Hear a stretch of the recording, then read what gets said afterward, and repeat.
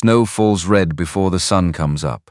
A rifle cracks once, twice, and somewhere on the mountain a woman is already moving before the echo dies. She has done this before. Somewhere closer than it should be, a man's voice counts down to a number nobody up here was ever supposed to reach. A boy who hasn't spoken in 8 months opens his mouth instead of running. Behind a fallen log, blood is already soaking into snow that won't stay white much longer. 7 men rode up this trail believing $5,000 made them untouchable. Only one truth survives a mountain like this. Someone always pays first. The question this morning isn't whether blood gets spilled, it's whose name gets carved into the silence afterward.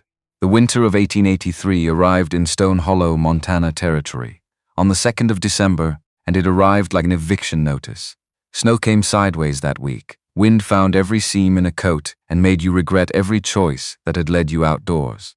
This was the kind of cold that didn't care about your reasons for being out in it, only whether you'd prepared correctly, and most men hadn't. Frank Lasky's saloon stayed the one warm gathering point in town, the place where the same handful of stories got passed around until they'd grown calluses from overuse. Tonight's story, as it had been most nights for 2 years running, was Wade McAllister, 24, said a thin prospector named Dale Pruitt, setting his glass down hard enough to slosh whiskey over the rim. 24 brides, every last one ran off that mountain like the devil himself was chasing them down the trail. You're exaggerating, Dale. This came from Otis Reed, the town blacksmith, a barrel-chested man with hands scarred from 2 decades of hammerwork. I'm not. Ask anybody in this room. Dale leaned forward like he was sharing a secret the whole bar hadn't already memorized. Man's built like something out of a fever dream. 6.5 feet if he's an inch. Shoulders wide enough to fill a doorway on their own. Wears bare hide like it's a church suit, and nobody's ever seen him in town without a rifle slung across his back. Frank wiped the bar with a rag that had stopped being clean sometime during the previous administration. He didn't smile much these days. He's not a monster, Dale. He's a man this territory chewed up and didn't fully spit back out. Chew up enough to scare off 24 women. That's not the mountains doing. Frank set the rag down on the bar top. That's something else entirely up there with him, and you'd do well to remember it before you go repeating things you don't understand. The saloon door slammed open before anyone could press him on what he meant. Cold rushed in like an uninvited relative arriving with a grudge already loaded. With it came Curtis Meade, the stagecoach driver, snow-caked solid in his beard, his eyes carrying something the regulars hadn't seen on him before: worry. The real kind, the kind a man couldn't perform even if he tried. She's here, Curtis said. The room quieted enough that the fire's crackling suddenly seemed loud. Already? Otis frowned. McAllister's letter said end of the month. Well, she's here now. Stepped off my coach not 20 minutes back. Curtis crossed to the bar. Frank poured him something dark without waiting to be asked. And boys? This one's different. Dale snorted into his glass. They're all different, right up until they meet whatever's waiting for them up that mountain. No. Curtis drank, grimaced, drank again like the first swallow hadn't done what he needed it to do. I mean it. This woman calls herself Hannah Cole. Got eyes like she's already buried someone and didn't shed a tear over it. Carried a rifle the entire ride from Bozeman. Didn't sleep once. Just watched the tree line like she was memorizing which trunks she'd hide behind if it came to that. Armed? Frank's eyebrow climbed and knows how to use it. I'd bet this coach on it. Watched her check the mechanism twice during the ride. Wasn't nervous about it either. Wasn't showing off for my benefit. Comfortable. Like the gut was just another joint in her arm. Otis leaned back, his chair groaning under the shift of weight. Maybe she lasts 4 days, then longer than most. You're missing the point entirely. Curtis set his glass down harder than he'd meant to. She didn't look scared, not even a little bit. Every other bride McAllister's brought up here had something human written across her face. Hope or fear, or plain desperation. Something a person could recognize. This woman looked like she was walking toward a job that needed finishing, nothing more complicated than that. Where's she now? Getting supplies at Dunmore's Mercantile. Said she's heading up the pass tonight. Tonight? Dale's eyes widened. That trail kills people in daylight. In the dark, in this particular brand of weather, I told her exactly that. Curtis shrugged, the gesture carrying the weight of a warning that had bounced off without leaving a single mark. She said darkness didn't trouble her much anymore. Frank set down his rag slowly, something shifting across his face. The particular look of a man who'd heard that kind of sentence before from that kind of person.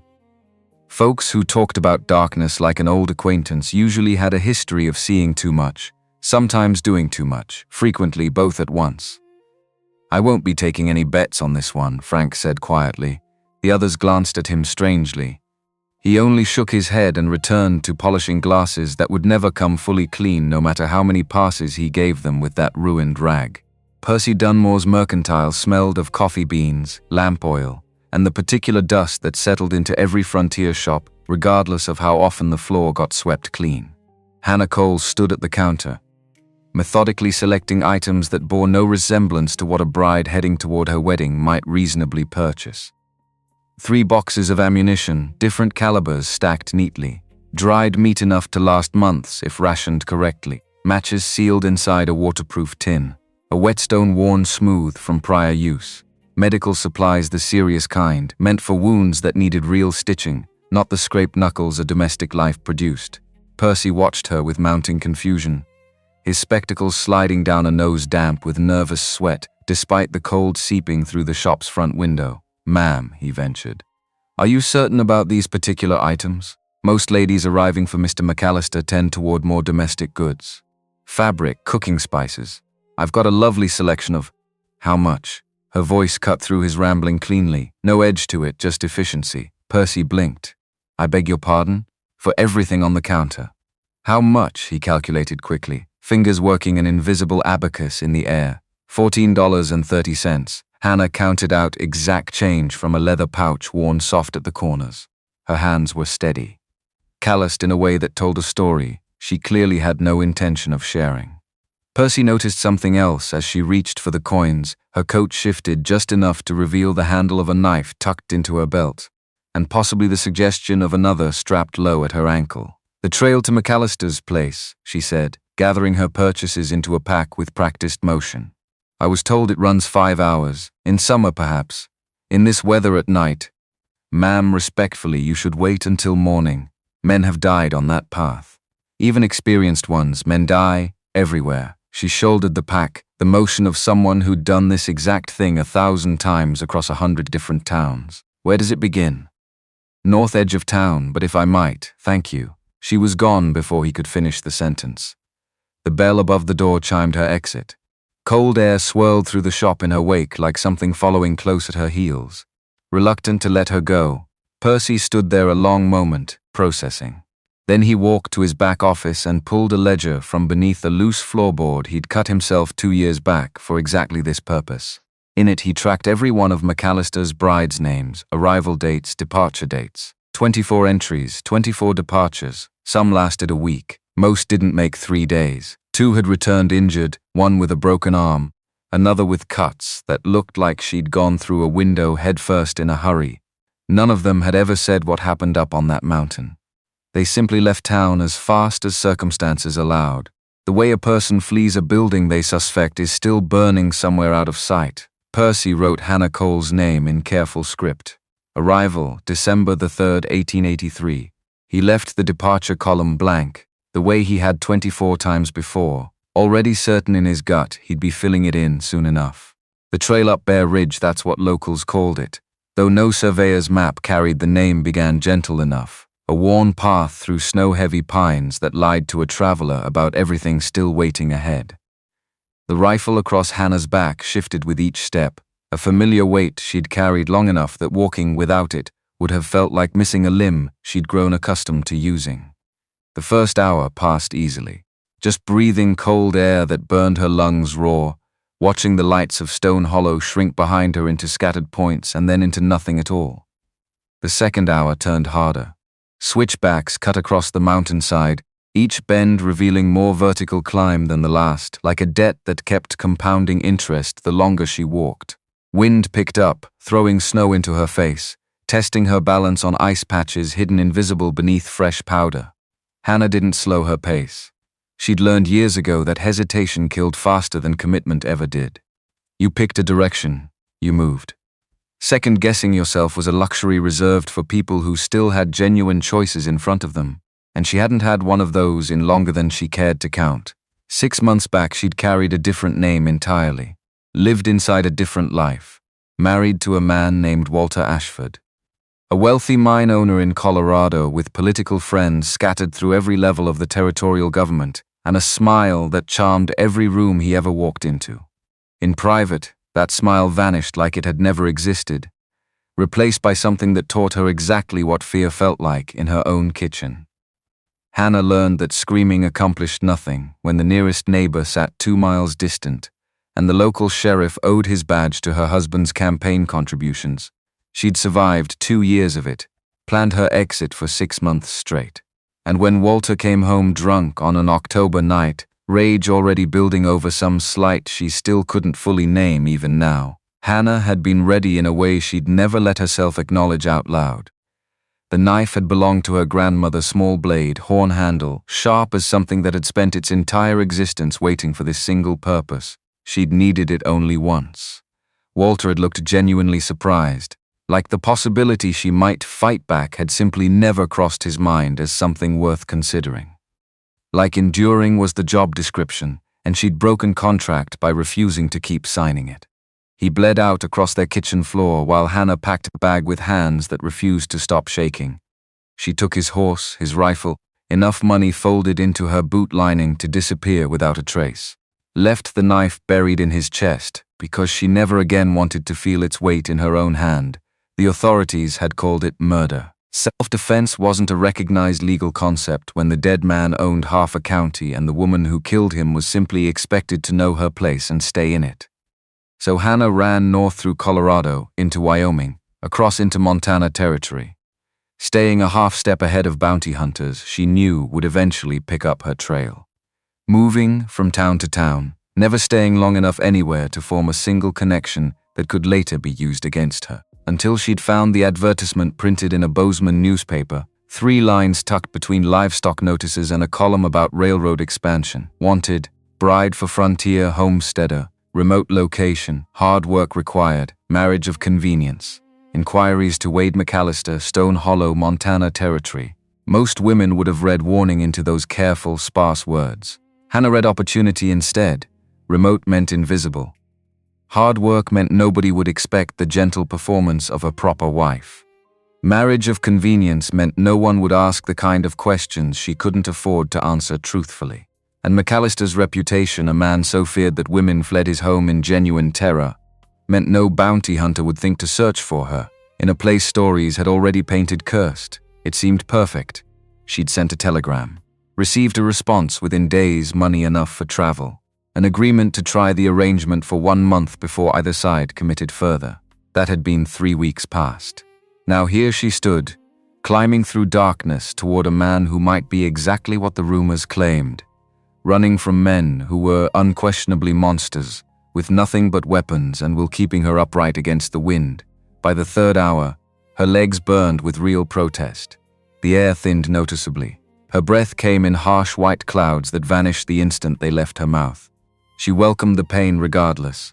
Pain meant she was still moving, still drawing breath. The 4th hour brought shapes curling at the edges of her vision, shadows resembling armed men, trees that seemed to whisper in a register uncomfortably close to Walter's voice. Her mind playing tricks on her, because her body had nothing left to spend and her composure had been worn thin a long time before this particular mountain ever entered the equation. Hannah pushed through it the way she'd pushed through everything else worth surviving. The 5th hour, she nearly died outright. A patch of ice hidden beneath fresh snow took her boot without warning.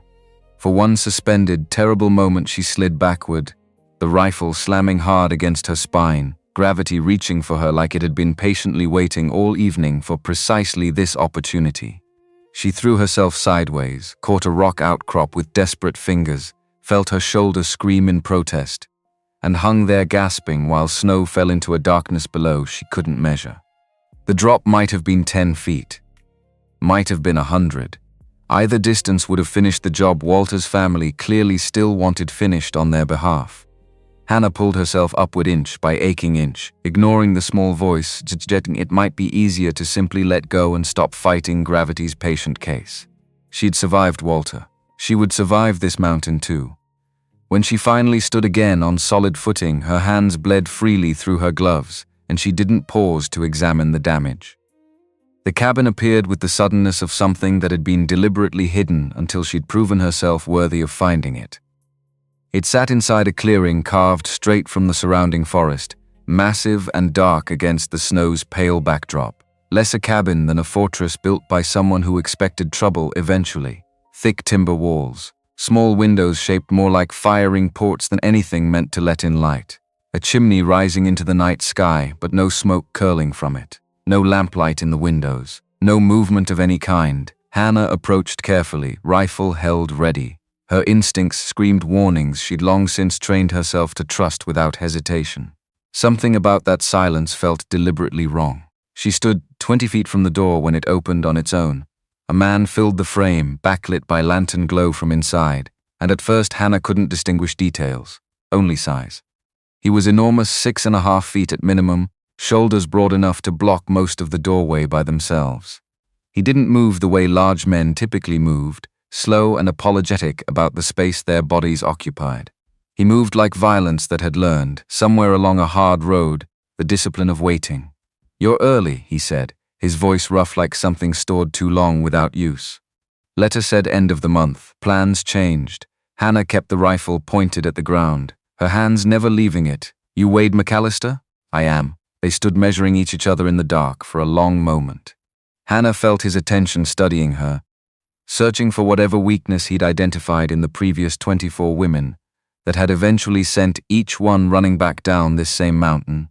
"You going to invite me in?" she asked. "Or do we finish this contract out here in the snow?" Something flickered across the portion of his face she could make out.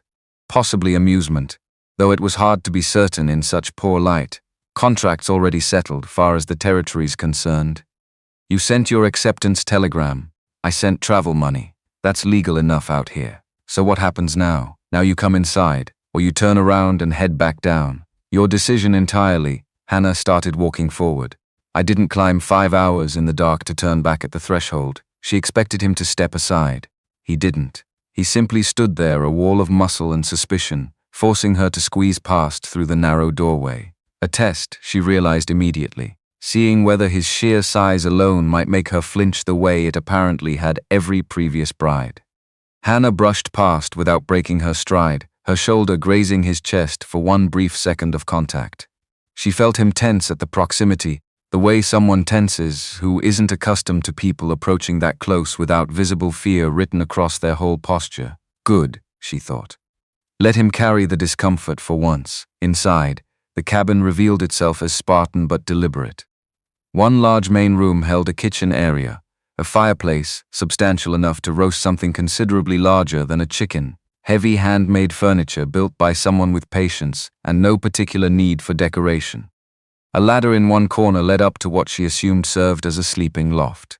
The walls were bare logs save for a few hunting trophies, elk antlers mounted near the door, a stretched bearskin covering part of one wall. The space was clean, though, organized in a way that didn't match the chaos she'd half expected from a man the whole territory called a monster. Wade closed the door behind her with a heavy thud that landed, for one disorienting second, like something more permanent sealing shut. In the lantern's light, Hannah finally got a clear look at him. Brutal was the word that surfaced first in her mind. Not ugly precisely, but carved from hard angles and old scars, a face that had absorbed fists and weather and violence over years and simply decided at some point past memory to stop complaining about any of it. Dark hair, shaggy and overlong, fell past his collar in a way that suggested he cut it himself, rarely, and only when it became genuinely inconvenient. His eyes carried too much watchfulness, too little of the small softness that usually marked a stranger as approachable.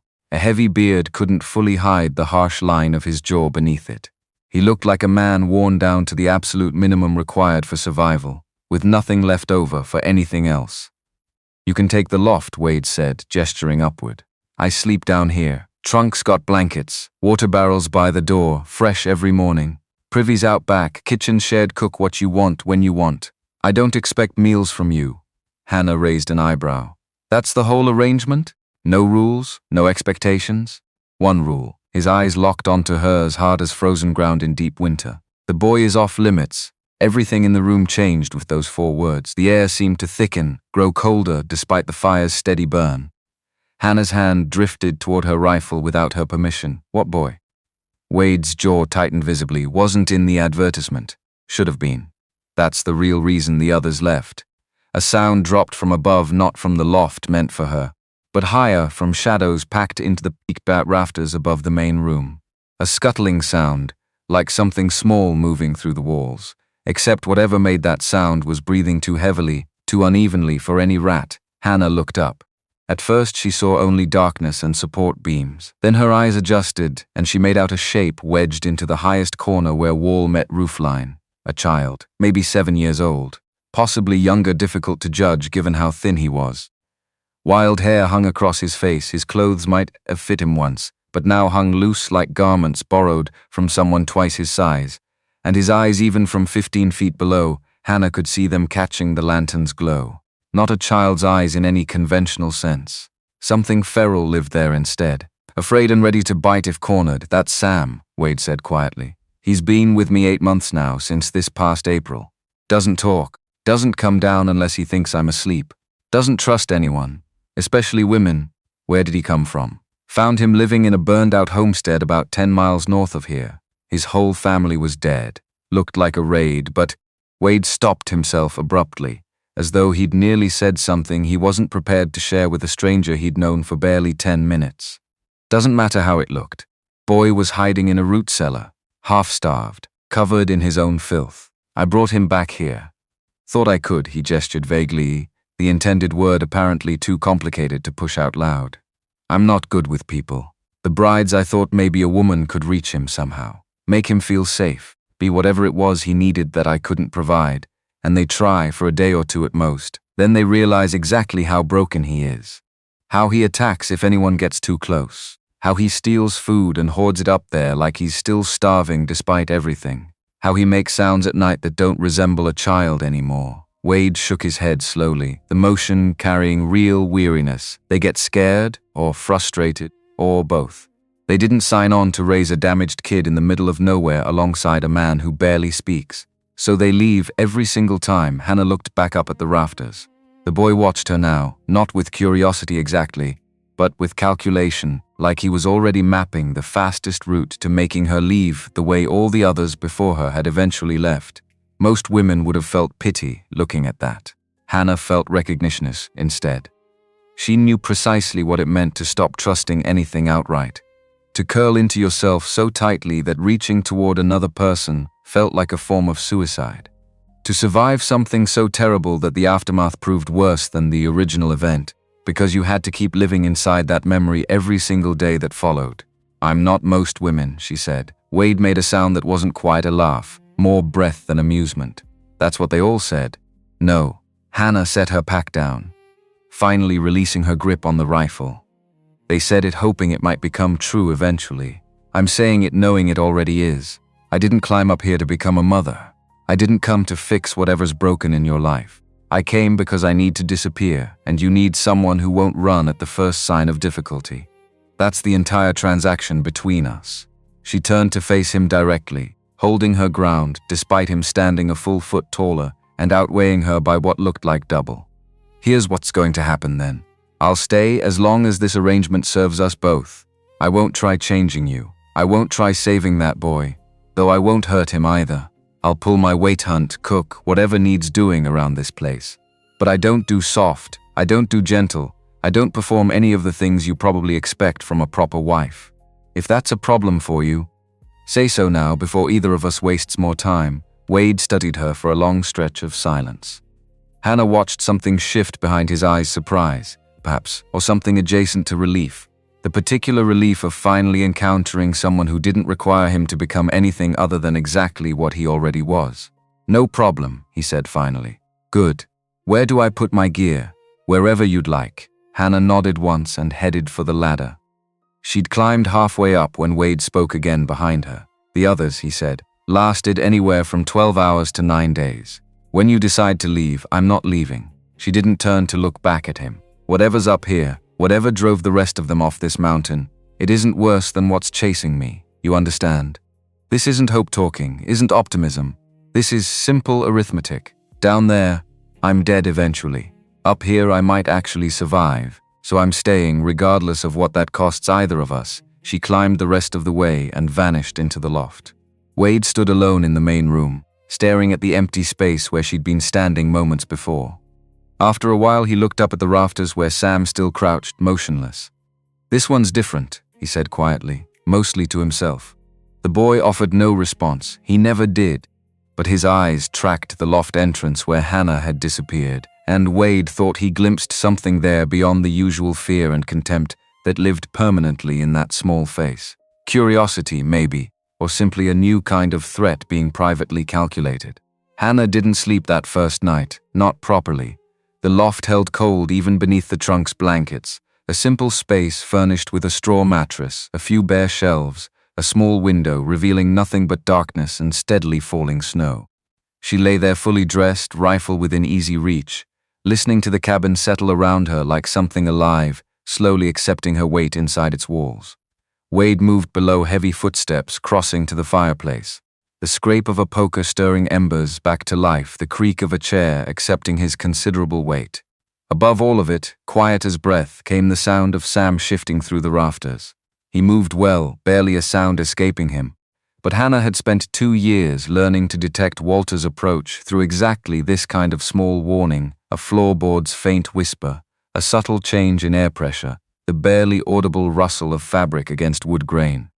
She tracked Sam's movement without consciously deciding to, heard him creep along beams that by rights shouldn't have held even his slight frame, heard him pause directly above the loft entrance, presumably staring down at her, testing, wondering what kind of creature this new arrival might turn out to be. Hannah didn't move, didn't acknowledge his presence in any way, just lay breathing steady, letting him understand without words that she had no intention of playing whatever game he expected from her. After a while, he retreated back toward his higher hiding places. Downstairs, the fire continued its low crackle. Outside, wind screamed against the cabin walls like something nursing a personal grievance against the structure itself. And somewhere down the mountain, in offices and law enforcement records she couldn't see from here, men were already setting things into motion, not tonight, not this particular week, but eventually. Walter's family possessed money, influence, the kind of reach that didn't simply allow a murder to go unanswered forever. Someone would eventually track her north. Someone would find Stone Hollow. Someone would hear stories about McAllister's strange new bride and decide the rumor warranted closer investigation.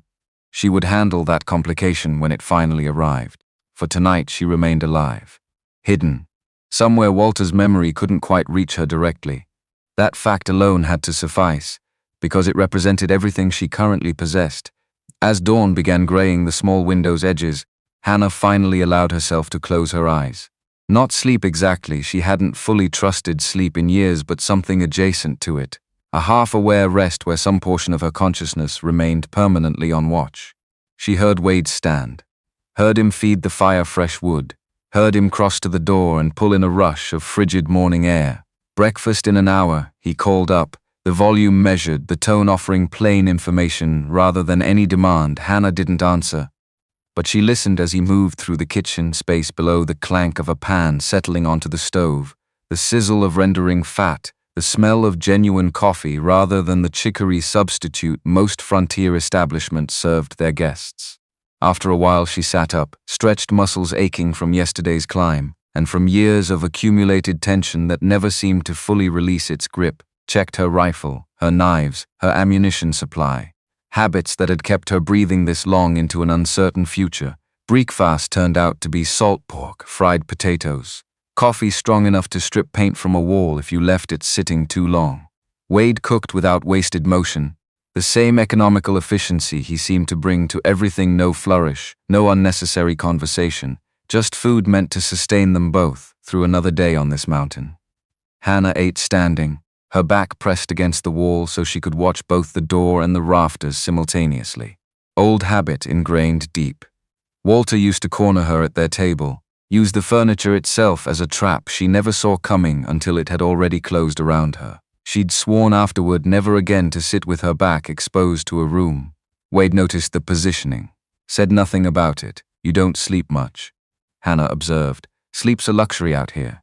He chewed slowly, methodically, like even eating required deliberate attention. Luxury gets you killed eventually. What keeps you up at night? The boy, among other things. Hannah glanced up at the rafters. No visible sign of Sam currently, but she could feel his attention regardless, the particular weight of being watched that she remembered from Colorado, when Walter's circle of friends would study her like livestock at auction, wondering privately what marks hid beneath her careful powder and long sleeves. He eat? She asked. When he thinks I'm not looking. Takes food from the stores, carries it up there. I leave extra out each night. It's always gone by morning. You ever tried bringing him down properly? Wade's jaw tightened. Once. Early on, before I understood better.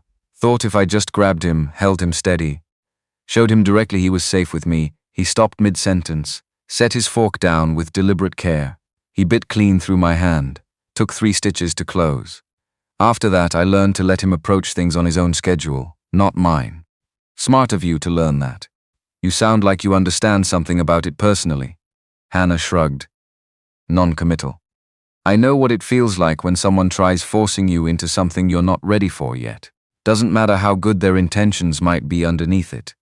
Force is force regardless of motivation. They finished the meal in silence after that exchange. Outside, morning light turned the snow blue-white in patches where shadows hadn't claimed it yet. The wind had calmed somewhat overnight, but the cold remained, working through gaps in the cabin's construction like it was hunting patiently for any weakness it might exploit. When Wade finished eating, he stood and pulled on a heavy coat fashioned from bear hide, likely his own work, judging by everything else she'd observed about this place so far. Got to check the trap lines, he said, 3 miles north along the ridge. Back before dark falls. You're leaving me alone with him? You said you weren't leaving. Said you could handle whatever came up. His eyes met hers, testing yet again.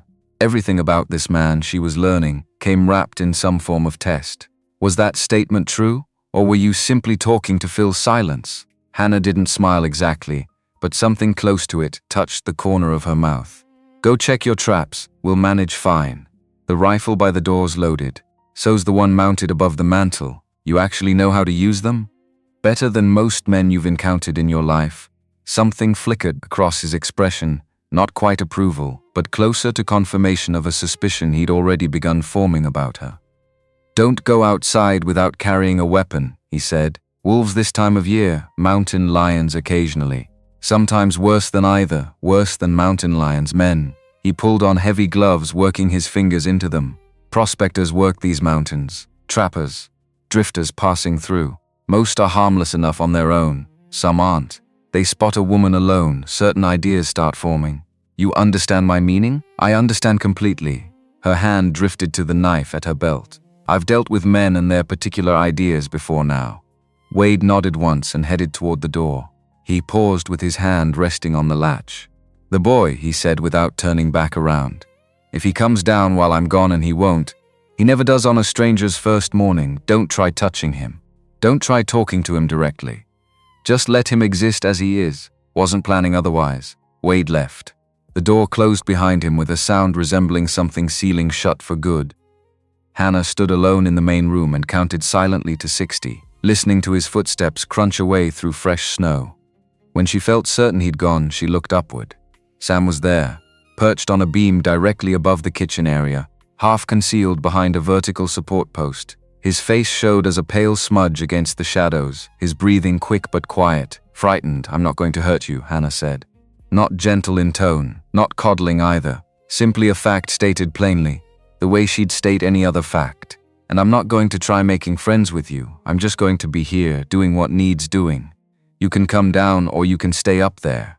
Entirely your choice to make. The boy didn't move, didn't speak, just watched her with those animal eyes that revealed nothing of what lived behind them. Hannah turned her back and began clearing the breakfast dishes. Every trained in Insk screamed against the exposure of turning away from an unknown threat, but she'd meant exactly what she'd said moments before. She wasn't going to play his particular game by his particular rules. She washed plates in cold water drawn from the barrel, scrubbed the pan clean with sand and a worn rag. Ordinary tasks. Unremarkable tasks. Nothing in any of it suggesting threat. Behind her, the smallest sound registered. A shift of weight, fabric brushing against wood grain. He was moving closer, testing her the same way Wade had tested her the previous night. Hannah continued washing. Minutes passed in this fashion. The steady drip of water, the fire's low crackle. Then a different sound arrived, closer now, considerably closer than before. Hannah turned slowly. Sam crouched on the floor, perhaps 10 feet distant, positioned like he could bolt back to the rafters within half a heartbeat if needed. His clothes proved worse up close than she'd estimated from below a shirt that might once have been white, pants held up by a length of rope, no shoes at all, his feet wrapped in dirty cloth strips coming unwound at the edges. His face was thin in a way no child's face should ever be, eyes too large for the remaining flesh around them, cheekbones too sharply defined, and scars thin white lines tracking across both forearms, partially hidden beneath ragged sleeves that had clearly been cut down from adult-sized garments. "You're hungry," Hannah said. Not posed as a question, the boy tensed visibly. "There's leftover potatoes still in the pan. Half a piece of pork left over too. You want any of it?" No verbal response came, but his eyes flicked briefly toward the stove, then back to her, clearly calculating something. Was this a trick? Would she grab him the moment he drew close enough to catch? Hannah turned back toward the dishes without watching for his reaction, reached over casually, and pushed the pan toward the stove's edge, positioned within his reach should he choose to take it. Then she stepped further away, deliberately creating space. She didn't watch him approach the food. That mattered considerably.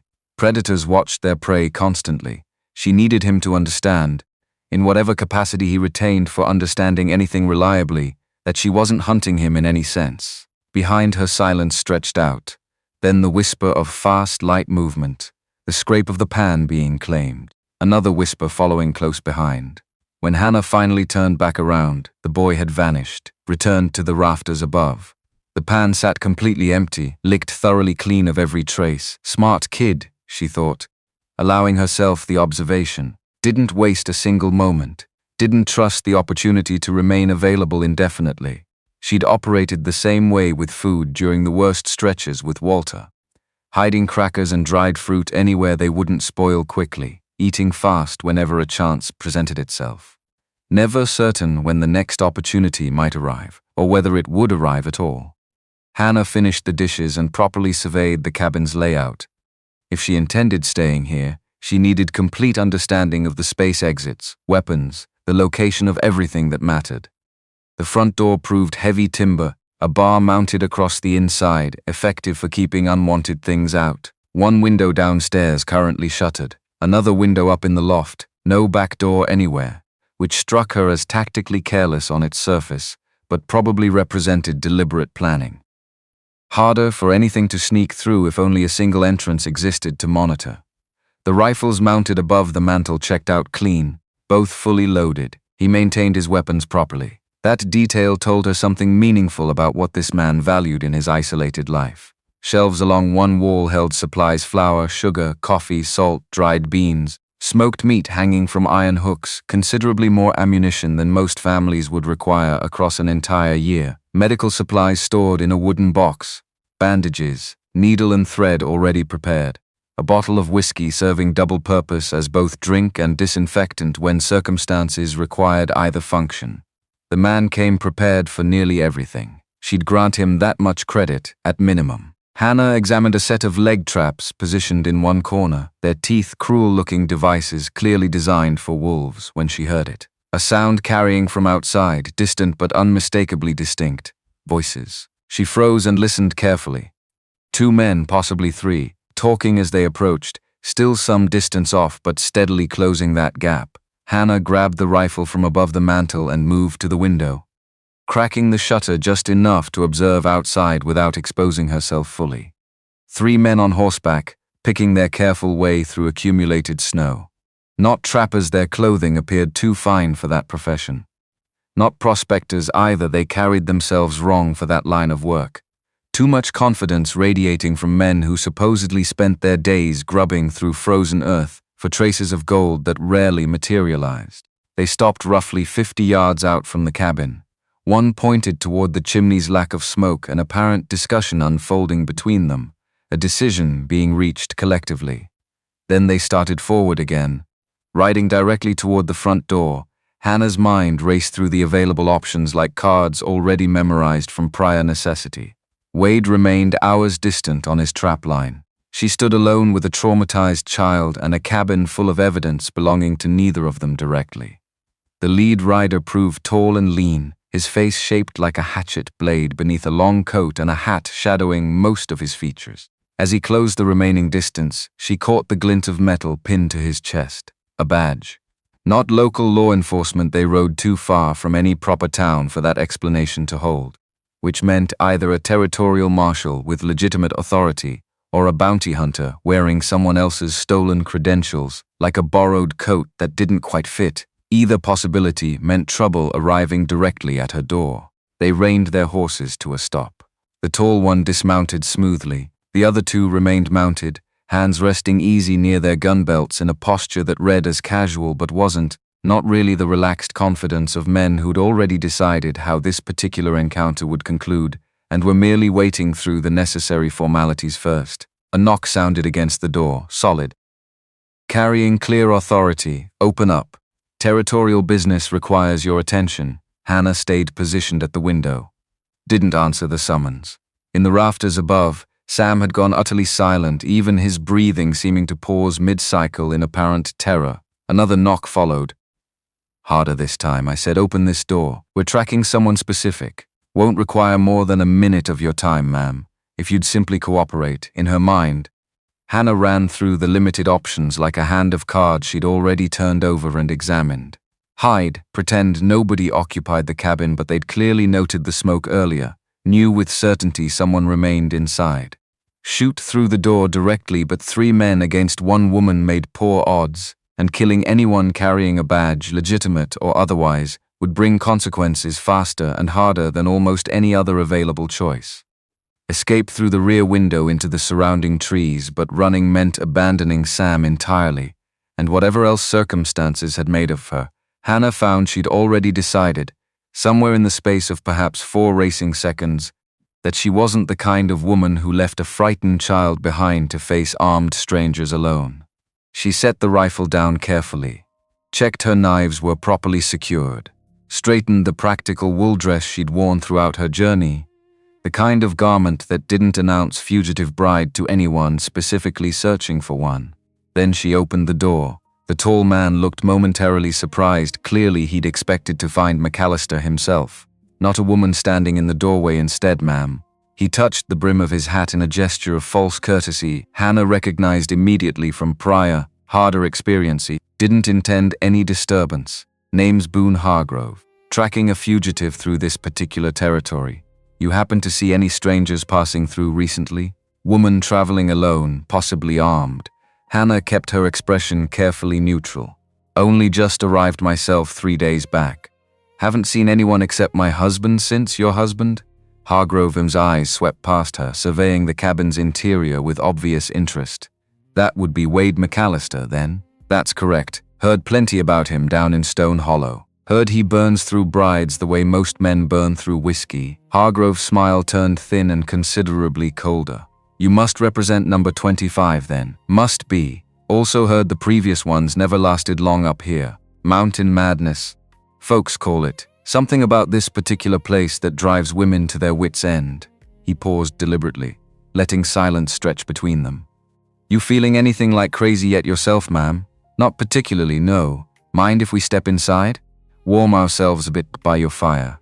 Long ride up that trail in this weather, Hannah minded considerably, but refusing outright would read as more suspicious than simply allowing the visit, and these particular men would likely force entry regardless of her stated preference. Better to maintain the pretense of full cooperation than provide them additional justification for pushing harder. My husband isn't here currently, she said, stepping aside to permit entry, checking his trap lines. But you're certainly welcome to warm yourselves by the fire while you wait. The afternoon stretched on while Hannah waited by the window, the rifle never quite leaving her hand even after the 3 riders had vanished down the trail. Sam stayed in his corner behind the woodbox, knees drawn to his chest, watching her the way a man watches weather he can't predict. They'll talk about us in town now, she said, not really to him, more thinking aloud the way she'd done alone in Colorado when the silence got too heavy to carry by itself. Hargrove's the type who collects gossip the way other men collect debts. Calls it in when he needs leverage. Sam didn't answer, but his eyes tracked her as she moved to check the door bar again, then the window latch, then back to the door, a circuit she'd repeat a dozen times before dusk without fully noticing she was doing it. When Wade returned near dusk with the rabbits, the urgency of that first conversation had already passed into something steadier, the two of them working side by side at the table, while he skinned game and she ground coffee beans in a small iron mill bolted to the counter, the rhythm of it almost domestic if you didn't look too closely at the rifle, propped within reach of both their hands. You didn't have to step between him and the ladder, Wade said eventually, not looking up from his work. Man like that. Sometimes it's smarter letting them search and find nothing. Gives them less reason to come back. Would you have let him go up there? Hannah asked. Wade's hands stilled briefly over the rabbit. No, then don't tell me what's smarter. He didn't argue further. The knife resumed its work, quick and certain. After a moment he said, 8 months back, before Sam, I had this place to myself near 2 years. Trapped some, hunted some, came down to town maybe 4 times a year for supplies and nothing else. People left me be. Easier that way, and now? Now there's a boy who doesn't talk and a bride who carries 3 knives and a story she won't tell me. Easier's gone. He said it without bitterness, almost like an observation about weather. Don't know if I miss it. Hannah set down the coffee mill. You could have turned me away at the door. Sent me back down before I ever stepped inside. Could have. Wade finally looked at her. Didn't. Why not? He considered the question longer than she expected, like he was turning it over the way he'd turn over a trap to check the mechanism before setting it. 24 women climbed that trail same as you. Every one of them looked at this cabin, looked at that boy hiding in the rafters, and saw a problem they wanted no part of. You looked at the same thing and saw work that needed doing. Different kind of person entirely. I'm not staying out of kindness. Didn't say you were. The exchange settled into silence after that. Comfortable in a way Hannah hadn't expected from a man built like a doorway and twice as quiet. She found herself watching him work, the economy of his movements, the way he never wasted a motion or a word, and understood for the first time that the stories told about him in Stone Hollow had gotten the shape of him right, but missed the substance entirely. They'd built a monster out of a man who simply didn't know how to perform comfort for strangers. Sam crept closer during the meal that followed. Not all the way to the table, but near enough to watch the steam rise off the stew bowls. Near enough that Hannah set a third bowl on the floor, near the wood box without comment, the same way she had the morning before. He waited until they'd both turned their attention elsewhere before claiming it. He used to eat at the table, Wade said quietly, once the boy had retreated again with his bowl. First week or two, before he learned the brides wouldn't stay. After the third one left, he stopped coming near anyone at meals at all. What changed? He started believing leaving was just what people did eventually. Faster he figured that out, less it seemed to cost him each time. Hannah thought about that long after the fire had burned low, lying in the loft listening to the wind work at the cabin's seams. She thought about Walter's friends who'd watched her flinch at dinner parties and said nothing, about the sheriff who'd taken Walter's money and looked the other way, about every adult who'd had the chance to notice something wrong and chosen comfortable blindness instead. Sam had learned the same lesson she had, just faster and crueler. People left. People looked away. The only safety came from never needing them to do otherwise. She woke twice that first week to the sound of him moving through the rafters in the deep hours before dawn, always pausing above the loft, always retreating again once he'd confirmed she hadn't run. By the 5th morning, she stopped pretending to be asleep when it happened and simply said, "Into the dark, still here," loud enough to carry up through the boards. The movement above stopped completely for a long moment, then resumed, quieter, retreating toward his hiding place without the usual hesitation. It became something between them without either acknowledging it directly, 2 words exchanged in darkness. A kind of accounting neither of them needed to explain to Wade, who noticed regardless and said nothing about it either. The way a man learns not to comment on a trap that's finally started working. By the end of that first week, Hannah had mapped the cabin's rhythms the way she'd once mapped Walter's moods, except this mapping didn't require constant vigilance against violence. It required something closer to patience, a quality she'd nearly forgotten she possessed. She learned which floorboards announced Wade's approach before he reached the door. She learned that Sam preferred his food a particular distance from the fire, close enough for warmth but far enough that he could watch the door simultaneously. She learned that Wade's silences came in different varieties, the comfortable kind that asked nothing of her, and the heavier kind that meant he was turning over something from his own past he had no intention of sharing. On the 8th day, a thaw broke briefly through the cold, just enough that Wade decided to ride down toward the lower meadow to check on a section of fence line that had likely buckled under the early snow. He invited Hannah along, an offer that surprised them both equally. "Sam stays here," he said. "Won't come, even if asked. Doesn't trust open ground yet." The ride down took less than an hour, the horse picking carefully through drifts that hadn't yet hardened into the kind of ice that would make the trail genuinely treacherous later in the season. Hannah found herself studying the landscape the way she'd once studied escape routes out of Colorado instinctively, cataloging which directions offered cover, which offered visibility, which would slow a pursuer versus which would slow her. "You ride like someone running from something," Wade observed. "I ride like someone who's used to needing an exit." Same thing, most days. They reached the fence line and worked together repairing the section that had given way, Hannah holding post steady while Wade drove them with a mallet that looked almost comically small in his hands. The labor was simple, physical, the kind of work that asked nothing of her beyond effort, and she found herself grateful for it in a way she hadn't expected. "Boys started leaving things for you," Wade said while they worked. "Noticed it yesterday. A pine cone on the loft ladder. This morning, a smooth stone on the table where you'd see it. I hadn't noticed. He's careful about it. Doesn't want credit if you find it before he's gone." Hannah considered this. "What does it mean?" "Means he's deciding whether you're worth the risk of trusting. Same as anyone does, only he can't say it out loud yet, so he says it in pine cones instead." The fence repair took the better part of 2 hours, and by the time they turned back toward the cabin, the brief thaw had already begun reversing itself. Clouds gathering low and gray over the ridgeline in a way that promised another storm building somewhere beyond the horizon. Wade noticed it too, his expression shifting into something more guarded. "Weather's turning again. How bad?" "Bad enough we should get back before dark." He nudged the horse into a faster pace. "And bad enough that whoever Hargrove reports to in town will know exactly how long we're locked in up here. Storms work both ways. Keep danger out. Keep us boxed in too."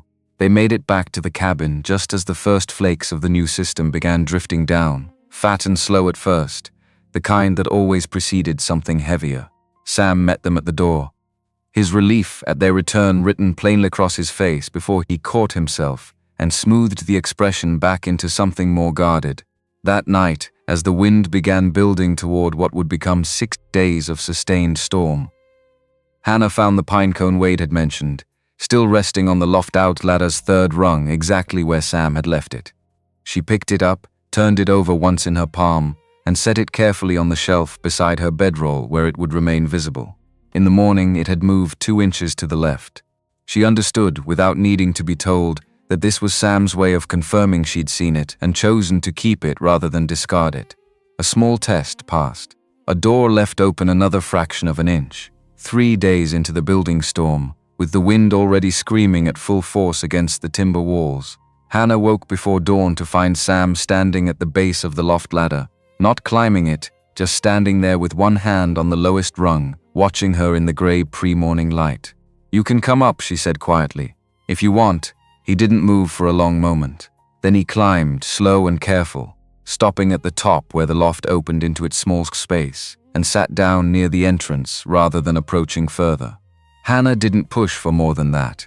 She simply continued lying still, breathing steady, letting him occupy the space on his own terms until he eventually curled into the corner nearest the ladder and, for the first time since her arrival, fell asleep somewhere other than the rafters or the floor below. Wade found them both there in the morning, Sam still curled in the loft's corner, Hannah awake and watching the window's gray light without moving enough to disturb him. He said nothing about it, but something in his expression shifted, the particular look of a man recalculating an equation he'd assumed was fixed. "Storm's getting worse," he said instead, his voice pitched low enough not to wake the boy. "We should talk about what's coming once it clears." Hannah understood immediately what he meant. The conversation about Hargrove, about defense, about what 7 armed men climbing this mountain would eventually require of all 3 of them was still ahead of them. But for this one morning, with Sam finally sleeping somewhere that wasn't a hiding place, she wanted to hold on to the smaller victory a little longer before the larger danger demanded their attention again. "Tomorrow," she said. "Let him have this morning first."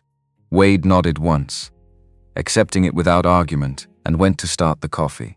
Hargrove's men spread through the cabin like they owned the right to it, boots tracking slush across floorboards. Wade kept swept clean out of habit more than vanity. The scarred one drifted toward the supply shelves with the unhurried interest of a man pricing inventory. The younger one eyed the loft ladder the way a boy eyes a tree he's been told not to climb. Hannah poured coffee because refusing would have read as confession, and because pouring coffee gave her hand something to do besides reach for the knife at her belt before the moment called for it. "You run this place alone most days?" Hargrove asked. Settling into Wade's chair without being offered it, the question dropped casual as a coin onto a counter. "My husband's here most evenings, lonely life for a new bride.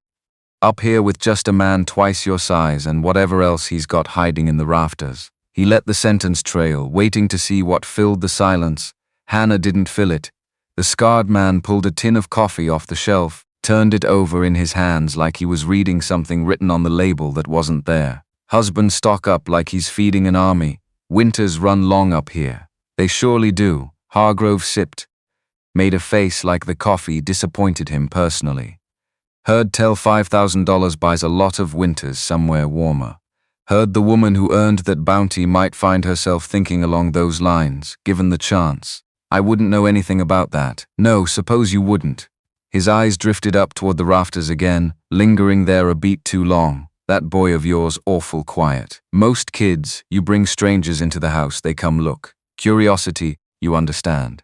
This one's hiding instead of looking. Makes a man wonder what he's hiding from. He's hiding from men with guns his living room." "Doesn't take much wondering." The younger one laughed at that. A short bark quickly swallowed when Hargrove's gaze cut toward him. The scarred man set the coffee tin down without buying anything, his attention sharpening on Hannah in a way she didn't care for. "You've got an answer for everything, ma'am. I've got patience for very little. There's a difference." Hargrove rose from the chair slowly, taking his time about it, the way a man stretches before a fight he expects to win easily. "Patience runs thin on both sides of this conversation, I think. We'll just have a look around, like I said. Won't take but a few minutes." This was the moment Hannah had been measuring since they'd walked through the door, not whether they'd ask, but exactly how she'd answer once they did. She set the coffee pot down with deliberate care, the kind of care that drew attention without raising her voice at all.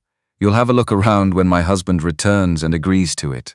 Until then, you're guests, and guests don't search a man's home without his permission. We've got authority that doesn't require his permission, then use it. Search the cabin. But understand that when Wade McAllister comes home and finds 3 armed strangers went through his house while his wife stood alone defending it, the conversation that follows won't involve coffee." The younger man's hand drifted half an inch toward his holster, an instinctive twitch rather than a decision. But Hannah caught it anyway and didn't look away from Hargrove long enough to acknowledge it directly. Something shifted in the bounty hunter's calculation then, visible in the slight tightening around his eyes.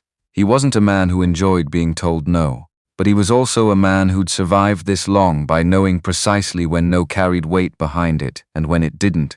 "You're awful confident for a woman with no weapon currently in her hand." "I don't need one in my hand to use it." The standoff held for 3 full seconds, long enough that Hannah heard her own pulse in her ears, long enough that she registered the small scuttling sound from the rafters going completely still. Sam holding his breath the same way she was holding hers. Then Hargrove smiled, the expression arriving without warmth, purely tactical. "We'll come back," he said, settling his hat lower against the wind he hadn't yet stepped into. "When your husband's home. Make this all proper and legal. You do that." They filed out one by one, the scarred man last, pausing at the threshold to glance once more toward the rafters before following the others into the gathering cold. Hannah bolted the door the instant it closed, then stood with her palm flat against the wood. listening to the horses move off down the trail, counting each hoofbeat until the sound faded entirely beneath the wind. Above her, Sam exhaled audibly, the first sound he'd made since the men arrived. "You can come down," Hannah said, not looking up, focusing instead on rebarring the door with hands that had started, finally, to shake now that the danger had passed. "They're gone." He descended slower than usual, watching her hands as they trembled against the door bar, and when he reached the floor, he didn't retreat to his corner the way she expected. He stood near her instead, close enough that she could hear him breathing, and after a long moment he reached out and touched her sleeve, just once, just barely, before pulling his hand back like the contact had startled him as much as it had startled her. "Thank you," Hannah said quietly, understanding the gesture for what it was, even though he offered no words to accompany it. Wade returned an hour past dusk instead of the noon hour he'd promised, the delay alone enough to set Hannah's nerves on edge before she even registered the grim set of his jaw as he dismounted. He'd found tracks, he said, not from Hargrove's men but from something else, a second party scouting the eastern approach. Separate riders who doubled back toward Town Tut once they spotted his trapline markers.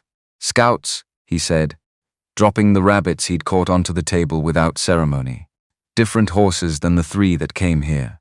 Means Hargrove's already got more men positioned, testing the mountain from multiple sides before he commits anyone fully. You saw them?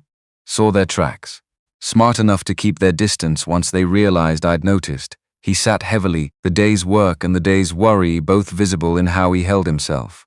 "Tell me what happened while I was out," Hannah told him plainly. Without softening any of it, the search threatened, the standoff at the door. The moment the younger man's hand had drifted toward his gun. Wade listened without interrupting, his expression darkening progressively until she finished. "You shouldn't have faced them alone. I didn't have the luxury of waiting for you. That's not what I meant." He stood, paced once toward the window and back, a restlessness she hadn't seen in him before. "I meant I should have been here. Should have known better than to leave you and the boy exposed while I chased fence repairs that could have waited. You couldn't have known they'd come today specifically. Didn't need to know the day. Needed to know it was coming eventually and plan around that instead of pretending we had more time than we do." He looked toward the rafters, where Sam had gone still and silent the moment the conversation's tone shifted. "Boy hear all of it?" "Every word." Wade crossed to the base of the ladder, looked up into the shadows where Sam crouched watching. "I'm sorry you had to hear men talk that way in your own home. Won't happen again if I can help it." The boy didn't respond, but he didn't retreat further into the rafters either, which Hannah had learned by now counted as its own kind of answer. Over dinner that night, venison stew thickened with the last of the dried beans. Eaten in the particular silence that settles after a day spent measuring fear against necessity, Wade laid out what he'd been turning over during the ride back. "Can't keep reacting to whoever shows up at the door," he said. "Have to decide now what we're willing to do when they come back in force, because they will. Question is whether we run, whether we hide, or whether we make this mountain cost them more than they're willing to pay. You already know which one you're choosing, I do. Wanted to hear you say it too, since it's your life on the line as much as mine." Hannah set down her spoon, met his eyes across the table in the firelight. "I'm not running again. Spent 2 years running before I ever climbed up here, and every mile of it taught me running just delays the ending, doesn't change it. I'd rather choose how this ends than have it chosen for me. That's not a small thing to commit to. Neither is staying in a marriage that nearly killed me. I know what it costs to commit to something hard. I'll manage this too." Something passed between them then, wordless. The particular understanding of 2 people recognizing in each other a willingness neither had expected to find this far from anywhere that mattered. Wade reached across the table, not quite touching her hand. Close enough that the gesture registered as offer rather than demand. "Then we plan properly," he said. Starting tonight, he pulled the map from the trunk that night instead of waiting for morning. The urgency of the day's near miss pushing them both past the patience they might otherwise have allowed themselves. Sam watched from his corner as they spread the paper across the table, watched the way Hannah's finger traced the narrow point in the trail with the same calculating focus Wade brought to every decision involving violence, and something in his expression suggested he was filing this away too. Alongside the pine cones and the stolen food, and the slow, careful testing of whether these two adults might prove different from every adult who'd failed him before. The stew lasted 3 full days, stretched carefully thin, the way you learned to ration everything once you understood waste might genuinely cost you through a difficult winter. They ate in staggered shifts, Wade consuming his portion first. Then Hannah afterward, finally a bowl left deliberately near Sam's corner that he'd wait to claim until convinced nobody watched, dragging it back toward his hiding spot to consume privately, the manner of an animal protecting a hard-won kill from potential competitors. On the 4th day following, the weather shifted dramatically. Wind that sounded genuinely like sustained screaming. Snow accumulating thick enough that visibility past the windows dropped to mere feet. The particular variety of storm that killed unprepared travelers outright and made even experienced mountain residents keep one wary eye permanently fixed on their door. "We're effectively locked inside for a while now," Wade observed, watching the white chaos swirling beyond the shutter's narrow gap. "Trail will become genuinely impassable. Perhaps a full week before conditions clear sufficiently to risk traveling it. That means Hargrove can't reasonably reach us up here, means he won't attempt it regardless. Not through conditions like these. The man's ruthless by nature, certainly. But he's demonstrably not foolish." Wade stepped back from the window. "Provides us valuable time, at minimum. Time toward accomplishing what exactly? Preparation. Once weather conditions finally break, they'll arrive in considerably greater force. More men involved. Better armed than this initial visit. They'll have spoken extensively with people throughout town. Gathered additional information. Constructed a stronger case against us." He looked toward her directly. "They'll know precisely who you are by that point. What you actually did back in Colorado. And they'll arrive specifically intending to take you forcibly." Hannah had understood this outcome was approaching since the exact moment Hargrove had spoken her actual name aloud inside this cabin. But hearing the reality stated, this plainly still landed with considerable weight, settling somewhere beneath her ribs where old bruises had once permanently lived. So what's our actual response? We make their pursuit genuinely costly. Make them seriously question whether $5,000 justifies dying for the privilege of collecting it. You're describing killing lawmen directly. I'm describing defending my home against intruders. There exists a meaningful distinction between those two concepts. Wade retrieved a map from the trunk and spread it carefully across the table's surface.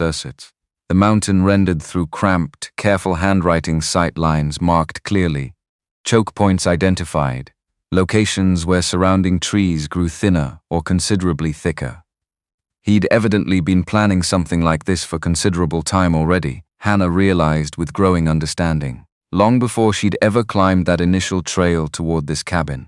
Probably since the precise day he'd discovered Sam and understood that eventually, inevitably, someone would arrive asking pointed questions about a missing boy from some burned-out homestead. "There exist 3 distinct routes up this particular mountain," Wade explained, indicating each on the map. "The main trail you originally climbed, the obvious approach most travelers would naturally select. A game trail running along the east ridge, considerably steeper and harder to navigate, but passable for anyone genuinely familiar with its course. And the north approach cutting through a narrow canyon. That particular route proves genuinely deadly. Narrow passage, but correspondingly easy to defend properly. You believe they'll choose to split their forces? If they're genuinely strategic about this, pin us down simultaneously from multiple converging directions." He traced careful lines across the paper's surface. "But this storm will inherently limit their available options. Snow accumulation this severe, they'll likely stick exclusively to the main trail. Wider passage reduces their risk of losing men to the mountain's natural hazards directly." Hannah studied the map's details carefully. Back in Colorado, Walter had taught her to properly read terrain, not from any genuine kindness on his part, but because he'd enjoyed demonstrating knowledge that made her feel correspondingly small and ignorant by direct comparison. She'd absorbed the lessons regardless, filing the information away the same way she'd filed everything else that might eventually prove useful toward staying alive. Here, she pointed toward a specific spot along the main trail, roughly a quarter mile from the cabin's location. The path narrows considerably between these 2 particular rock formations. Someone positioned above with a rifle would maintain clear shooting lines at anyone attempting passage through there. Wade regarded her with something resembling genuine respect. You think tactically about these situations. I think primarily about survival itself. Sometimes those two concepts overlap completely. They spent the following hour reviewing angles carefully, discussing lines of fire, establishing fallback positions should circumstances deteriorate badly. Grim preparatory work, planning deliberately for coming violence. But Hannah found the process almost strangely comforting despite its nature. No pretense required here, no games to navigate. Just clear, honest mathematics regarding what survival actually demanded of them both. While they worked through these details, Sam crept gradually closer. He'd been doing this more frequently across recent days, descending from the rafters with greater regularity, remaining at ground level for progressively longer stretches. Still flinching whenever they moved too abruptly. But the raw terror that had initially filled his eyes had dulled noticeably into something closer to wary caution. Now he sat positioned behind the woodbox, listening intently, his eyes tracking steadily between them like he was actively assembling some puzzle whose final shape kept shifting unpredictably. The boy's genuinely intelligent, Wade observed quietly, understands considerably more than he typically reveals outwardly. Isn't that correct, Sam? The child offered no verbal response, but his eyes fixed on Wade with an intensity that answered the implicit question more clearly than words ever could have managed. Once this confrontation occurs, Wade continued, he'll require somewhere safe to hide properly. The root cellar beneath the pantry's trapdoor, stocked already with supplies, fresh water, blankets. Should we both fall in the fighting, he could survive down there for several weeks if necessary. We're not going to fall, Hannah said firmly. You can't genuinely know that for certain, neither can you with absolute certainty. So we plan instead as though we're certain to win this confrontation. Wade offered that rare, almost invisible smile once more. Agreed then. We plan specifically to win. The storm raged continuously for 6 full days. They settled into an established rhythm during that period, Wade checking the perimeter each morning, ensuring accumulated snow hadn't blocked the door or compromised the roof's structural integrity. Hannah maintaining the fire's steady burn, organizing supplies into configuration she could grab quickly should circumstances suddenly demand rapid action. And Sam began contributing in small, deliberate ways. He dragged firewood from the exterior pile toward the hearth, never specifically asked to perform this task, only acting when he personally noticed supplies running low.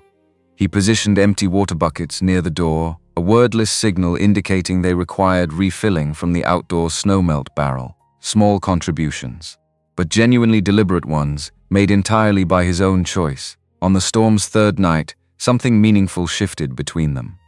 They sat gathered around the fire following dinner. Wade settled in his chair. Hannah perched on a kitchen stool, Sam occupying his usual corner. Wind howled outside like something alive and genuinely furious about exclusion from the warmth inside. Hannah methodically cleaned her rifle, a meditative task she found genuinely familiar, something she'd performed countless times previously back in Colorado, during the quiet hours separating Walter's recurring rages, hiding inside the barn and pretending she could exist anywhere else entirely on Earth. She noticed Sam watching her closely.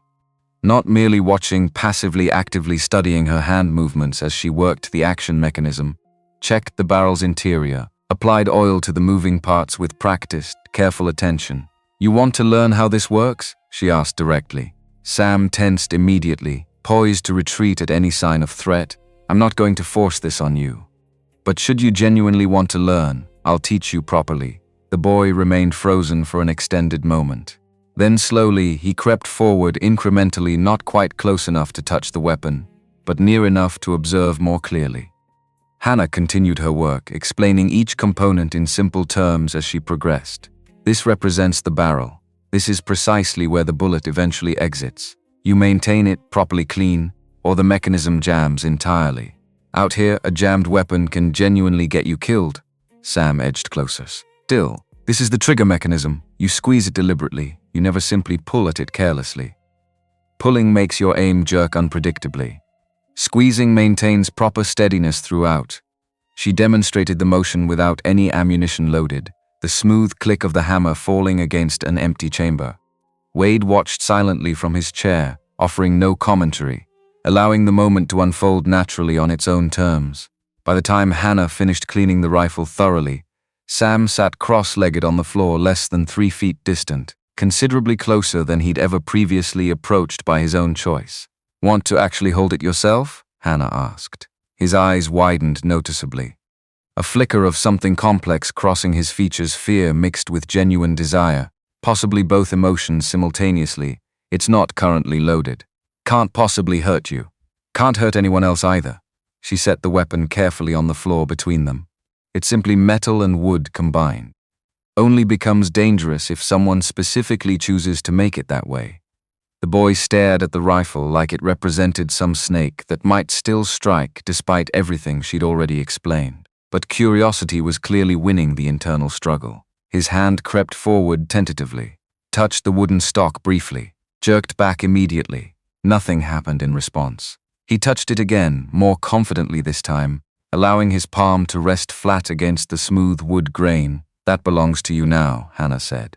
"Should you genuinely want it, your responsibility going forward to keep it properly maintained, to respect its function, to never point it toward anything you don't genuinely intend to kill outright." Sam looked upward at her then, genuinely looking, and for the first time since her arrival, she witnessed a question forming clearly behind those haunted eyes. Why? Why was she extending this particular gift toward him? Why was she treating him like he genuinely mattered when everyone previously attempting similar gestures had eventually given up entirely and departed this mountain forever? Hannah didn't possess a fully formed answer yet, certainly nothing she could articulate clearly in words. Perhaps because she remembered precisely what powerlessness felt like personally, having her entire existence controlled by forces she couldn't directly oppose. Perhaps because granting this broken child some small measure of control felt like a form of personal redemption for all those previous moments when she'd possessed none herself. Or perhaps she was simply being practical about their circumstances. Should Hargrove and his men eventually climb this mountain, another person capable of shooting even a child might represent the meaningful difference between collective survival and failure. "Show him properly," Wade said from his chair. So Hannah demonstrated thoroughly. Showed Sam how to hold the rifle correctly, how to sight properly down the barrel, how to brace the stock against his shoulder so recoil wouldn't knock him flat onto the floor. Entirely theoretical instruction. No actual ammunition involved. Just the fundamental mechanics explained carefully. The boy absorbed everything silently, his hands proving steadier than she'd anticipated, his concentration absolute and unwavering, as though this represented the single most significant thing anyone had ever bothered teaching him properly. When they finished the lesson, Sam carried cot back toward his corner, positioned it carefully against the wall, sat beside it with one hand resting protectively on the stock, guarding the weapon now, claiming genuine ownership over it. That particular night, for the first time since his arrival at this cabin months earlier, Sam fell asleep on the ground floor rather than retreating upward to the rafters. The following morning, Hannah woke to an unfamiliar sound, scraping movement somewhere nearby. She grabbed her knife instinctively and descended from the loft quickly, prepared for anything, and discovered Sam seated at the table. He'd located old wrapping paper Wade had apparently saved somewhere, and a piece of charcoal salvaged from the fireplace. He was drawing something with evident concentration. Hannah approached slowly, deliberately. The boy didn't flee, didn't even flinch at her approach, simply continued drawing with complete focus. She looked carefully over his shoulder. The image proved crude in execution but entirely clear in meaning. 3 stick figures rendered simply. One tall and broad, unmistakably representing Wade. One smaller with longer hair, clearly meant as her. And one tiny figure positioned between them, holding something that might represent a rifle. At the bottom, in shaky, uncertain letters suggesting limited literacy, he'd written a single word, family. Something cracked open within Hannah's chest at the sight. Not breaking apart exactly, opening instead. She'd told herself repeatedly that she'd climbed this mountain purely to hide, purely to survive. Nothing beyond that simple calculation, no room remaining for sentiment or genuine connection, because such attachments inevitably got people killed eventually. But, looking directly at this drawing, At this traumatized child's clumsy attempt toward making sense of his rapidly shifting circumstances, she found herself unable to maintain that particular fiction any longer. She touched Sam's shoulder lightly, prepared to withdraw immediately should he flinch away. He didn't recoil from the contact, didn't lean into it particularly either. Simply tolerated the touch, accepting it the same way he'd accepted the rifle earlier, cautiously testing whether the gesture might cause him harm. "Yeah," Hannah said quietly. "Family." Wade descended from checking the roof's condition, spotted the drawing immediately, noticed her hand resting on Sam's shoulder, observed the boy permitting the contact without resistance. His expression performed something genuinely complicated in response. Pain and hope and accumulated grief all tangled together within a single unguarded look. "Storm's finally breaking," he said, his voice rough with unexpressed emotion. "Skies clearing visibly toward the west. Trail should become passable within 2, possibly 3 more days, which meant Hargrove would eventually arrive, probably accompanied by additional men. Probably arriving fully prepared for confrontation that wouldn't conclude peacefully. Hannah withdrew her hand carefully, straightened her posture. The moment's softness closed itself off deliberately. Time again to harden herself appropriately. "Then we should finish our preparations properly," she said. They spent the following 2 days transforming the cabin into something resembling genuine fortification. Wade demonstrated the gun ports he'd previously constructed into the walls. Narrow slits disguised cleverly as natural gaps in the timber construction, but positioned with deliberate care to provide clear sightlines across every approach trail. He'd evidently considered nearly everything in advance. They stockpiled ammunition near each firing port, loaded every weapon throughout the cabin, established fallback positions in case retreat from the main room became necessary during actual combat. Wade even revealed the escape tunnel he'd excavated years previously, a narrow crawl space connecting the root cellar to a carefully camouflaged exit 50 yards distant within the surrounding forest. "That seems genuinely paranoid," Hannah observed. "Call it properly prepared instead," Wade corrected her. "When you're this thoroughly isolated, you plan systematically for every conceivable possibility. Fire, prolonged siege, organized raids. This particular mountain doesn't forgive careless mistakes easily. They trained Sam as well during this period, not with actual live ammunition too dangerous given the circumstances. Too loud besides, but they permitted him extensive practice with the unloaded rifle, demonstrated proper target sighting, taught him controlled breathing techniques, showed him how to squeeze the trigger smoothly without flinching at the anticipated recoil. The boy proved a genuine natural at the skill. Steady hands throughout, the particular focus that only develops in someone who's lost every other distraction available to ordinary children. No friends remaining, no games to occupy his attention, no conventional childhood whatsoever. Only survival, and now something gradually growing alongside mere survival itself. The realization made Hannah genuinely angry, watching him absorb these lessons so readily, not directed at Sam specifically. Directed instead at whatever circumstances had stolen his family from him.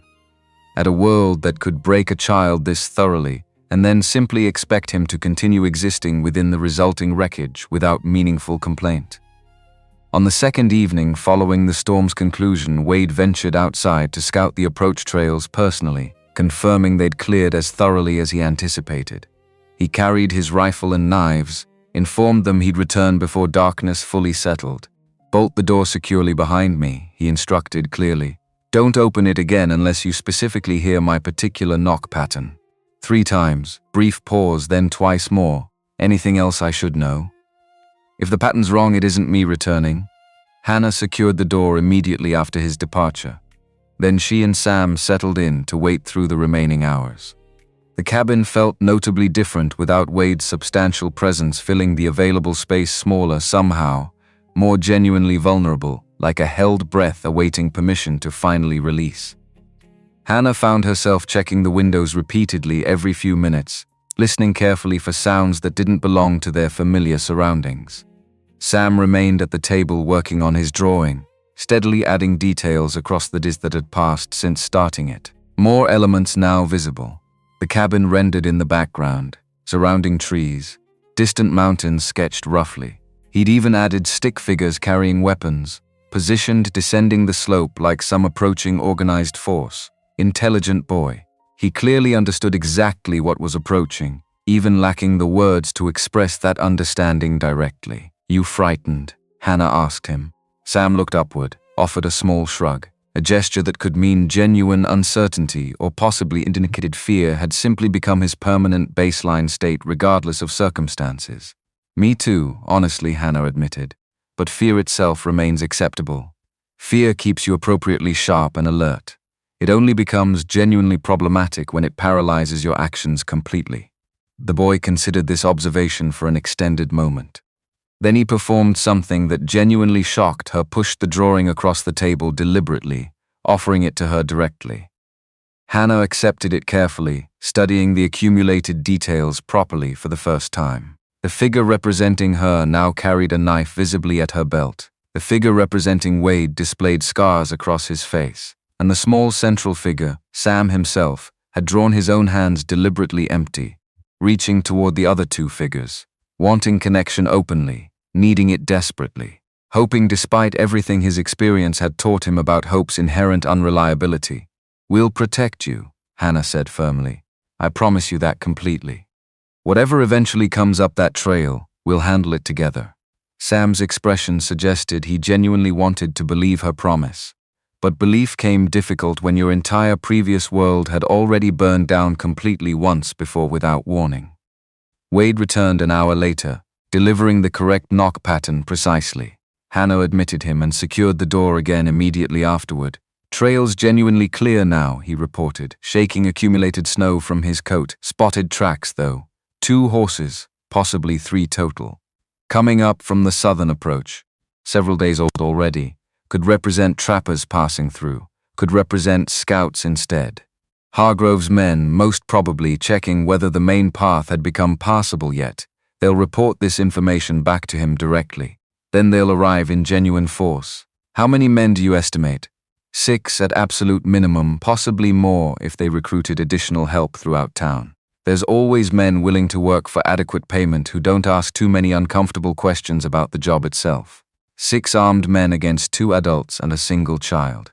Genuinely poor odds, the kind that should have inspired an immediate urge to flee.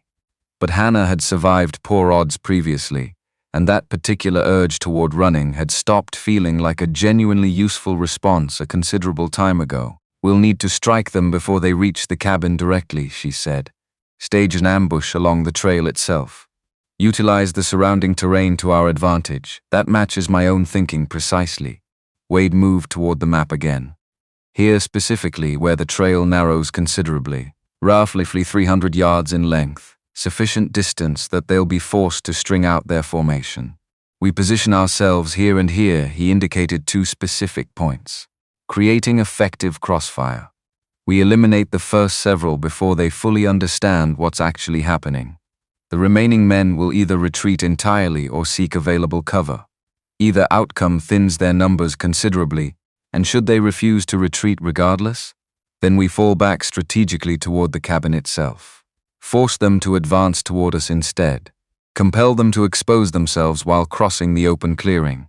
He looked toward her directly. "This will turn genuinely ugly. Close quarters combat. No mercy extended from either side during the engagement." Hannah thought briefly of Walter, the precise moment the knife had entered his chest, the genuine surprise registering across his expression, the blood that had felt considerably warmer against her hands than she'd anticipated beforehand. "I've already experienced genuine ugliness," she said simply. They finalized their tactical plan together. Hannah would occupy the elevated position, smaller frame, faster climbing speed, sufficiently accurate with the rifle for the required shots. Wade would remain positioned lower, utilizing a fallen log as protective cover. Once the initial riders entered their designated kill zone, they'd open coordinated fire simultaneously. Sam would remain hidden inside the cabin, secured within the root cellar, with explicit instructions: don't emerge for any reason except hearing either of their voices specifically calling his name. What happens if neither of us returns afterward? The boy's eyes posed this question silently, even though his mouth remained closed. "We'll return successfully," Wade told him, though his tone carried an underlying thread suggesting genuine uncertainty. preparing the child unconsciously for the possibility of facing renewed isolation, the way he'd existed alone previously, before any of them had entered his fractured life. Sam's hand drifted toward the rifle Hannah had given him, drawing some measure of comfort from its familiar weight resting against his palm. That particular night, none of them managed restful sleep. Hannah lay awake in the loft, listening to Wade pacing steadily below, listening to Sam shifting restlessly in his corner, listening to the mountain wind, and wondering whether it carried beneath its noise the sound of approaching horses she couldn't yet distinguish clearly. Near dawn, she heard something different entirely, a soft sound rising from below, crying unmistakably. She climbed down quietly and discovered Sam curled tightly, his shoulders shaking with silent sobs that produced barely any audible sound, because somewhere along his difficult journey he'd learned that making noise while crying carried genuine danger. Hannah sat down nearby without crowding him, not touching directly. Simply present and available. "I understand," she said softly. "I understand this isn't fair to you. I understand you never asked for any portion of this situation." The crying continued steadily, years of accumulated grief and terror finally pouring outward in silent waves that had nowhere else remaining to discharge themselves. "But here's something else I genuinely understand." Hannah's voice remained steady throughout, carrying more resolve than simple comfort. "You're considerably stronger than you currently believe yourself to be. You survived when your entire family didn't manage survival. You survived completely alone for who knows precisely how long afterward.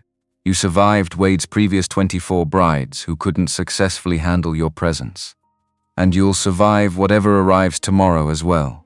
Sam looked toward her through accumulated tears, his face a genuine mess of mucus and pain, and the terrible vulnerability belonging to a child forced toward growing up far too quickly, far too violently, without anyone ever requesting his permission for such transformation. "We're not going to abandon you," Hannah said firmly. "Not like the previous brides did.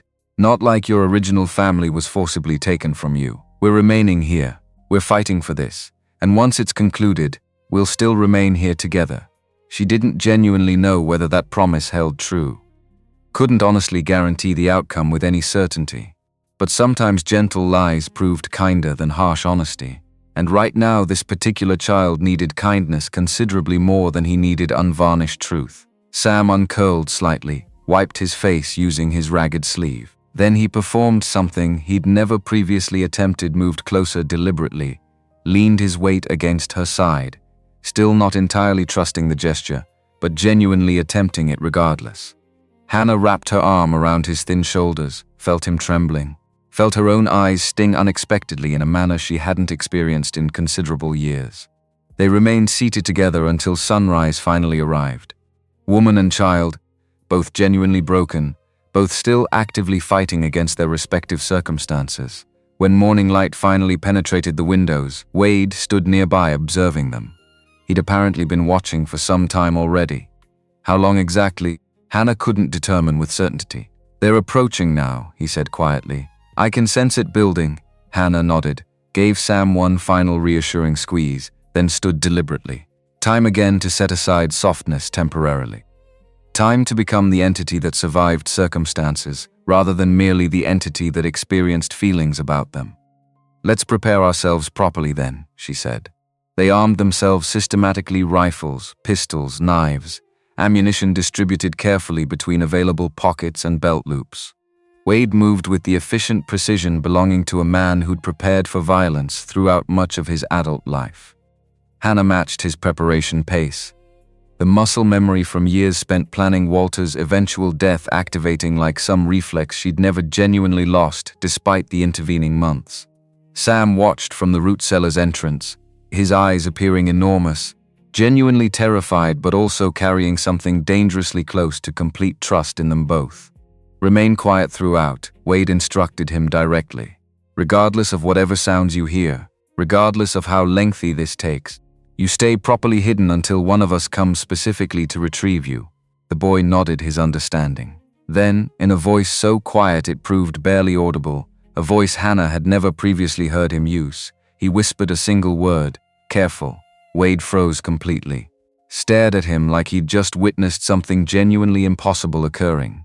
"Yeah," he said roughly, emotion threatening visibly to crack through composure he'd spent considerable years carefully constructing. Yeah, we'll absolutely be careful throughout this. They secured the root cellar door properly, then departed the cabin together to establish their tactical positions. The morning proved clear and brutally cold throughout. Hannah climbed toward her designated perch, a rock outcropping rising 15 feet above the trail, concealed behind protective pine branches. From this vantage point she could observe the entire approach clearly, could see Wade positioned below, rendered effectively invisible behind the fallen log unless someone already knew precisely where to direct their searching gaze. She settled into position, checked her rifle's mechanism thoroughly, controlled her breathing deliberately, became genuinely still in the manner hunters cultivate, blending into the surrounding landscape, rendered nearly invisible through sheer stillness. Time passed steadily, minutes accumulating, possibly extending into actual hours. Difficult to track precisely under such circumstances. The sun climbed gradually higher. The cold worked its way persistently into her bones despite every protective layer she'd worn. Then she heard it clearly. Horses approaching, multiple animals, advancing up the trail at a steady, confident pace. Hargrove's voice carried distinctly from below her position. Spread your formation out. Keep rifles ready for engagement. McAllister already knows we're coming for him. They appeared rounding the trail's bend. 7 men total, considerably more than Wade had originally estimated, all visibly armed, all displaying nervousness despite their numerical advantage. Hargrove rode positioned at the front, his false marshal's badge catching the morning sunlight prominently. The scarred man and the younger handsome one flanked him closely. 4 additional men Hannah didn't recognize from the previous encounter, hired guns most probably. Men who killed professionally for payment and didn't lose meaningful sleep questioning justice or underlying truth. They entered the carefully designated kill zone together. Hannah sighted carefully down her rifle, settling her crosshairs precisely on the hired gun positioned at the formation's rear, breathed out slowly and deliberately. Below her position, she observed Wade performing the identical action, his own target selected as the scarred man specifically. They fired simultaneously at the exact same instant, 2 distinct cracks echoing like contained thunder trapped within the narrow mountain passage. The targeted hired gun fell immediately. The scarred man jerked violently sideways, struck but not yet fully down from the engagement. The horses screamed first, then the men, the sound of it tearing through cold air thick enough to taste. Hannah worked her rifle's bolt, fired, missed as her target dove behind a boulder that hadn't registered in her sightline a breath earlier. She adjusted, breathed, squeezed rather than pulled. A hired gun dropped, wounded, no longer a threat worth tracking. Below her position, Wade fired with the same grim economy he brought to skinning game. 1 shot, reload, another shot. The scarred man had found cover behind a boulder, his return fire wild, blood already soaking his shoulder where Wade's first round had found muscle. Find them, Hargrove's voice cracked across the gunfire. There's only 2 of them up here. Only 2 who knew this ground intimately against 7 who'd planned for nothing harder than collecting a bounty. A round struck rock beside Hannah's head, close enough that stone fragments stung her cheek. Someone had marked her position, the younger, handsome one already correcting his aim for a second shot. She rolled, fired through a different gap in the branches, caught him center mass. He dropped instantly, 3 down. 4 scrambling for cover now, organizing in a way that told her Hargrove possessed more tactical sense than she'd hoped. She shifted east, found a fresh angle, caught a flanking man through the thigh before he completed his maneuver. He went down screaming into the snow. Pull back. Regroup at the bend. They withdrew only as far as the curve, close enough she could hear Hargrove's voice sharp with frustration arguing against retreat entirely. Hannah used the lull to reload, hands trembling with adrenaline. She forced steady. The next shot came from above, and behind someone had climbed, flanking her position from the rocks. She threw herself flat as a round punched through where her head had been, lost her footing on hidden ice, slid down the outcropping in a shower of loose stone. Her rifle skittered into a crevice, bent and useless when she finally retrieved it. A shadow descended toward her. Young, unfamiliar, rifle leveled. Got her, she's... Hannah drove her knife into his boot, through leather and bone. He fell 20 feet, the landing final. 4 remaining became 2 within minutes. Wade locked in close combat near the fallen log. Hannah's pistol finishing what his knife started, the two of them standing afterward covered in blood that wasn't entirely their own. Then the bullet took Wade's leg, dropping him hard, and Hannah ran toward the scarred man alone, closing the gap until his rifle clicked empty, and they went down together in the snow. Her knife, finding his throat after his hands had nearly closed off her air permanently. She rolled away coughing, gasping, and Hargrove's voice arrived calm from behind her. "Impressive. I underestimated you." He stood with his pistol leveled, close enough to threaten, too far to rush. "The boy in that cabin," he said, almost conversational, "Sam Pruitt. His uncle's been offering his own reward, separate from the Ashford money. Man named Ezra Pruitt. If the name means anything to you, you're not taking him, you're hardly positioned to."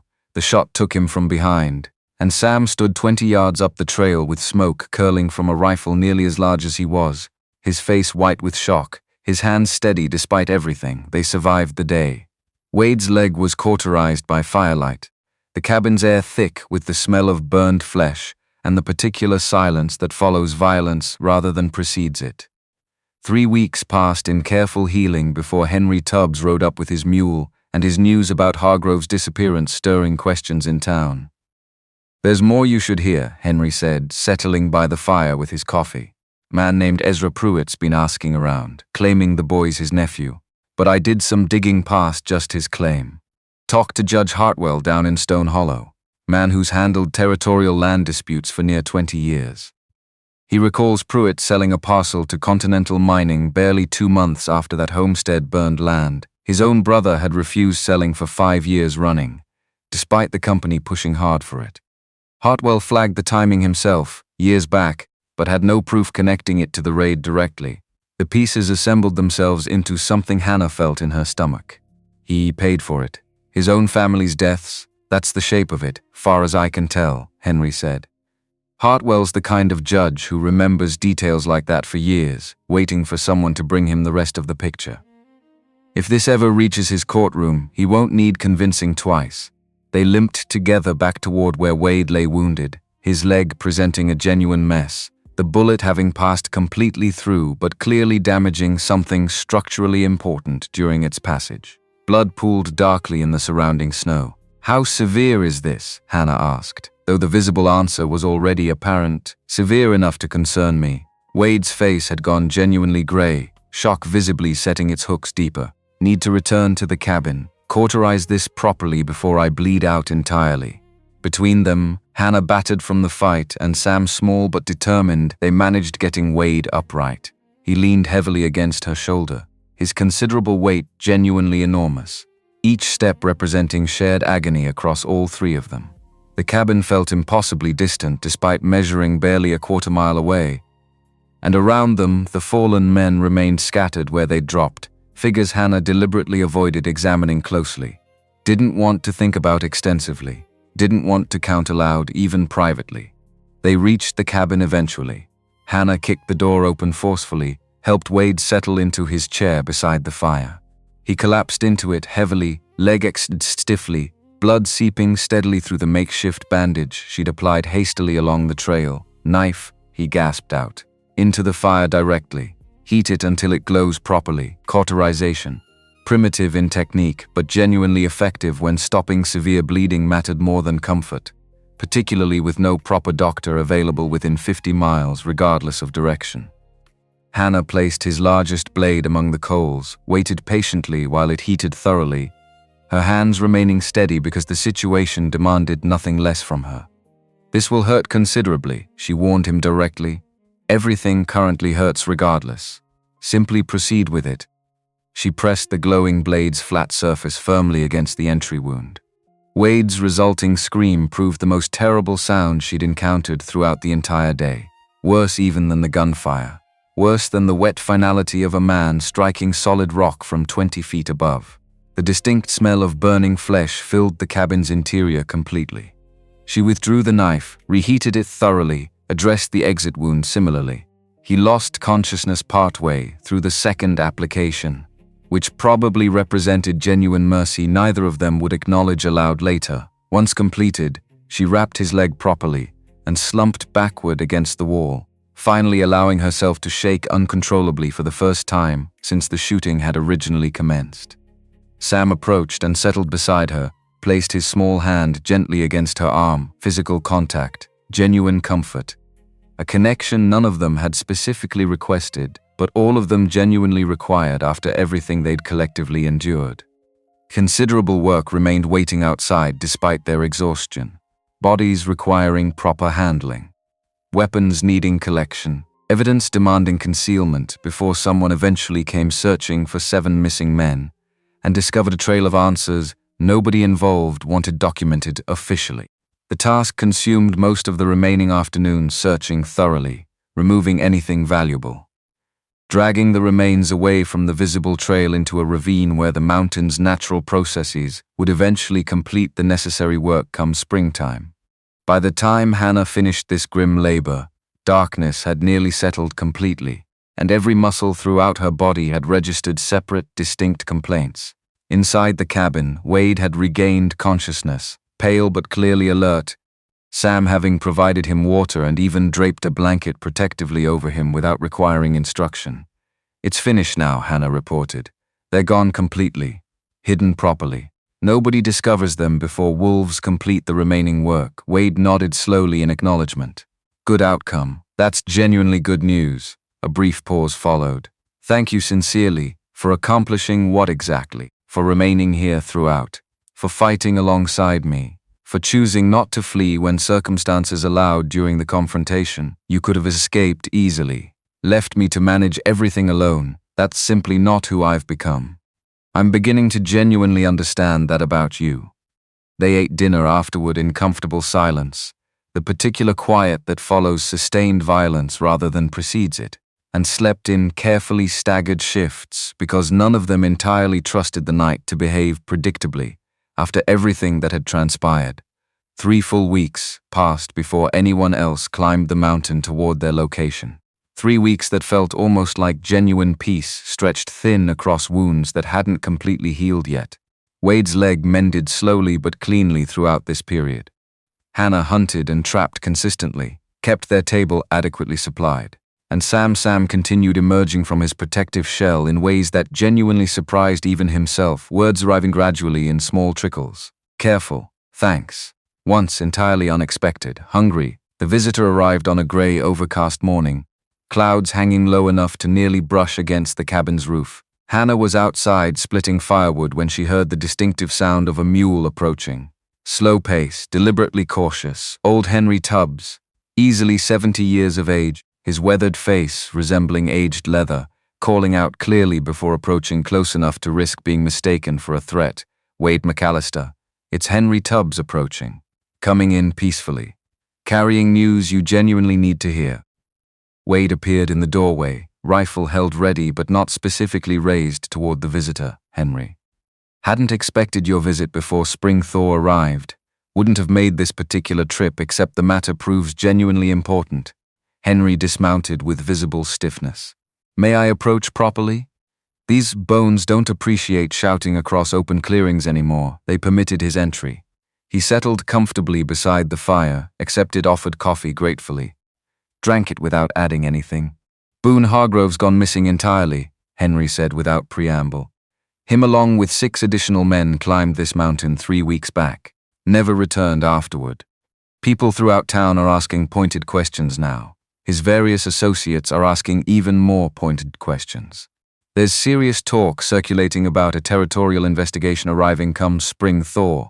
Is that genuinely the case?" "It absolutely is." Henry's eyes remained sharp despite his advanced age. "Now, I'm certainly old, but I'm not foolish by any measure. I can reasonably guess what likely occurred up here. What concerns me specifically is whether you've developed a workable plan for when that investigation eventually arrives." Hannah and Wade exchanged a meaningful glance between themselves. "There's something else as well," Henry continued. "A man's been asking questions throughout Stone Hollow recently. Name of Ezra Pruitt. Claims he's the boy's uncle specifically. Says he holds legal claim and has posted his own reward separately." The room's temperature seemed to drop noticeably despite the fire's continued burning. "Pruitt," Wade repeated, his tone flat and deliberately careful, "matches the family name from that original raid. Henry confirmed directly. I did some additional digging myself, because something about that entire situation never sat properly with me from the beginning. Pruitt was the individual who sold that specific parcel of land to a mining outfit roughly 2 months following the raid. Land his own brother's family had reportedly refused selling for considerable years prior. The scattered pieces suddenly assembled themselves into an audible kind of horror. He paid for it, Hannah said quietly, processing the implications. The raid itself. Against his own family members. That represents my honest interpretation of events, Henry said. Can't prove it conclusively in any court that would genuinely matter. But I've lived long enough to recognize suspiciously convenient timing when I encounter it directly. Sam, who'd been listening quietly from his corner with characteristic stillness, made a sound none of them had previously heard from him. Not quite formed words exactly. Something caught between a sob and a low growl, like some frozen piece of him that had remained locked away, for 8 months had suddenly thawed completely, and didn't know precisely what to do with the resulting heat. Wade crossed toward him despite his leg's visible protest, knelt down carefully. You already knew, he said softly, didn't you? Some part of you understood this truth already, Sam nodded, tears finally breaking loose across a face that had spent considerable months refusing to release them. He's coming here directly, Henry warned them, not merely to collect a posted reward. To finish whatever he originally started against this family. A man capable of that particular crime doesn't leave loose ends wandering around, capable of eventually talking. Then we'll prepare ourselves properly, Hannah said firmly. Henry studied her carefully.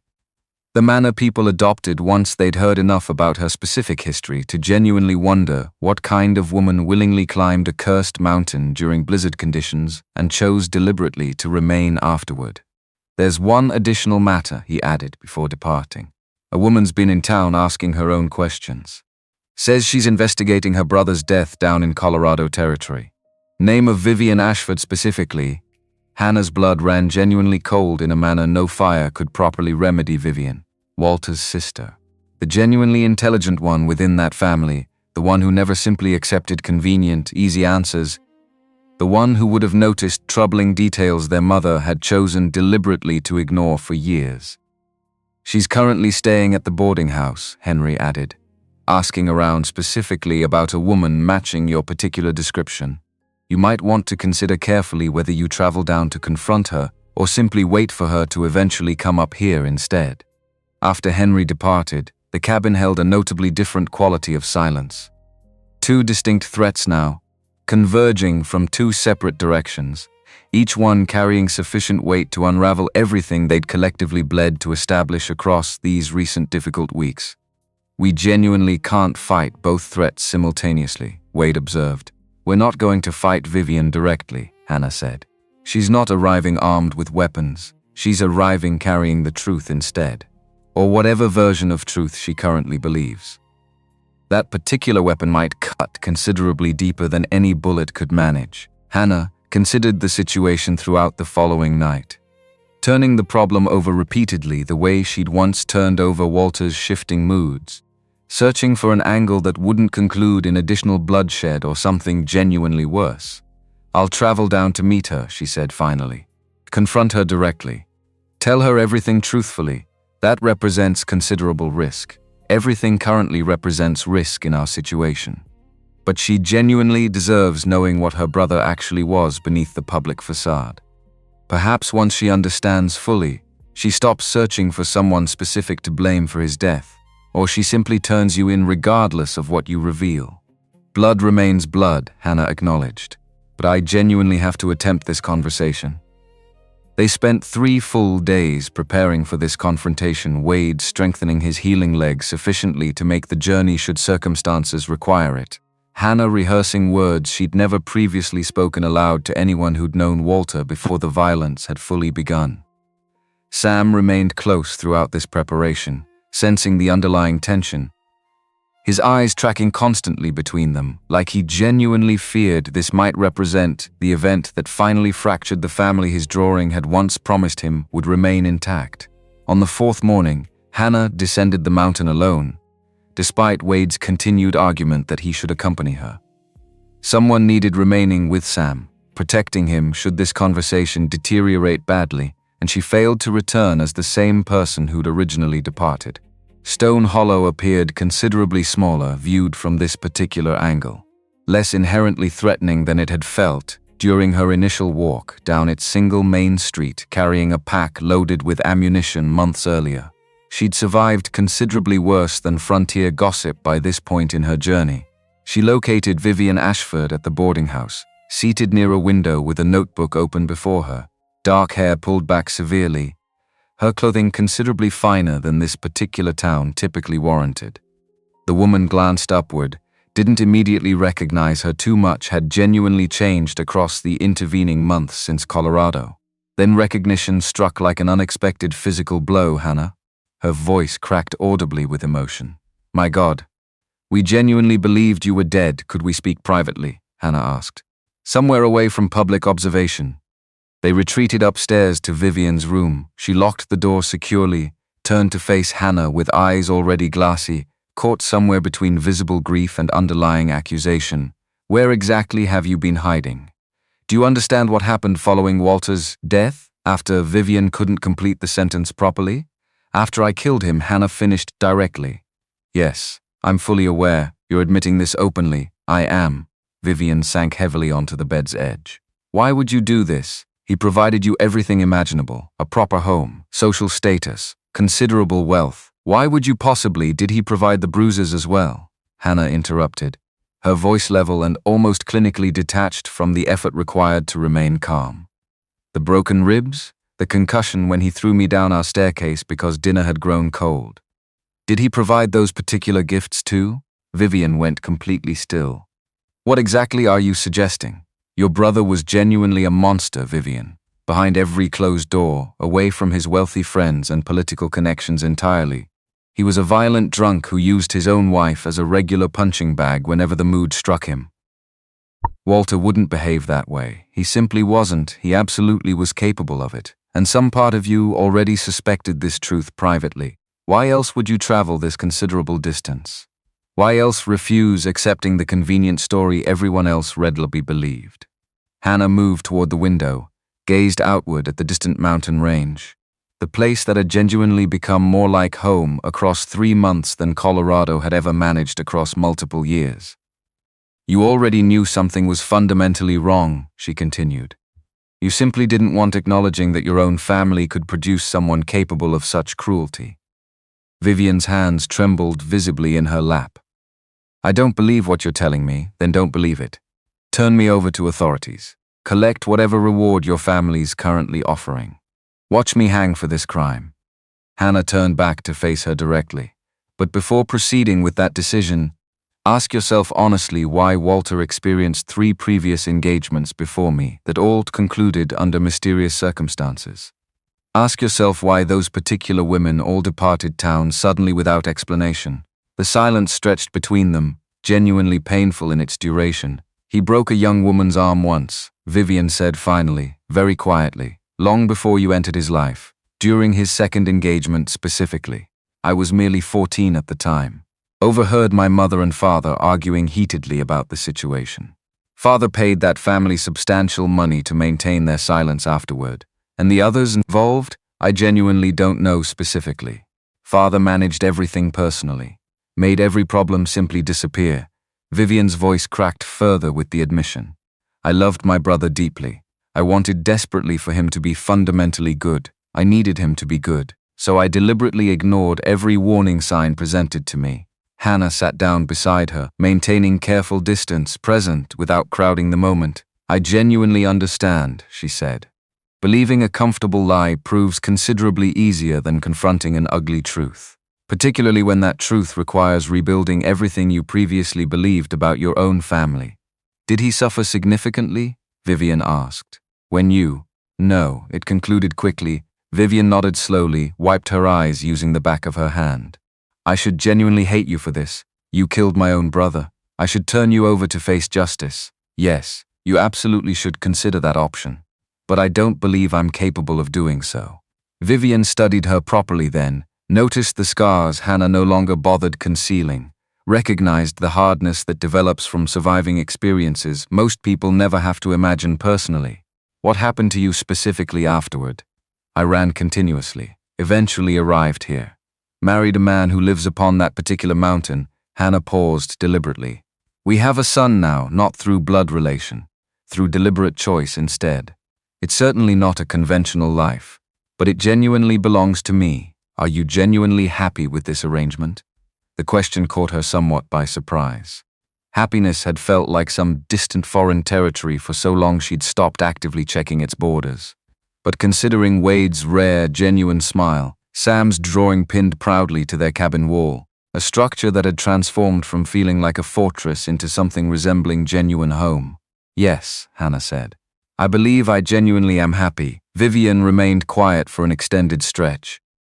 The notebook she'd carried up this mountain road suddenly appearing considerably heavier within her lap than it had any reasonable right to feel. I'm going to tell my family that I couldn't locate you anywhere, she said finally. That your trail went cold somewhere within the territories. That you'd probably died out here eventually. Why would you choose that particular path? Because you've suffered sufficiently already. Because my brother was genuinely a monster, and you represented his victim long before you ever became his killer. Vivian stood, smoothing her skirt with hands still trembling slightly. And because I'm genuinely tired of protecting a family name that was never actually worth protecting from the beginning. Hannah felt something loosen significantly within her chest. Not quite complete forgiveness, not quite total freedom, but something approaching both sensations closely enough that she found herself briefly unable to respond verbally. Thank you sincerely, she finally managed. Don't thank me for this. Vivian paused near the door. Simply live well going forward. Make his death meaningful somehow, if that's genuinely possible under these circumstances. They parted ways at the edge of town. Vivian heading southward toward a family she'd now need lying to for the remainder of her natural life. Hannah heading northward toward the mountain and the family she'd genuinely chosen for herself. She climbed steadily through afternoon light, gradually turning the snow golden, her legs burning with effort, lungs aching from exertion, but continuing forward regardless because that represented who she'd become now. When the cabin finally came into view, Wade stood outside despite his healing leg, splitting firewood with Sam stacking the resulting logs beside him with careful, deliberate precision. They both glanced upward simultaneously. Wade set down his axe immediately. Sam dropped the log he'd been holding and ran directly toward her, collided with her like a small enthusiastic cannonball, arms wrapping tightly around her waist, producing a sound that wasn't quite formed words but conveyed everything meaningful regardless.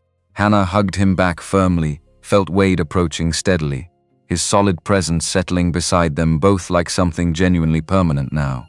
Well, Wade asked directly. She's departing entirely. Returning to Colorado territory. She'll inform her family I'm deceased. Do you genuinely believe her promise?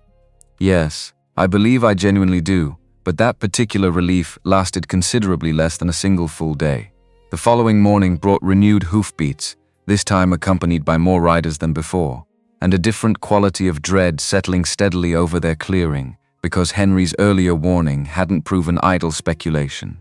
Ezra Pruitt had successfully reached Stone Hollow, and word apparently traveled up mountains considerably faster than any of them had genuinely hoped possible.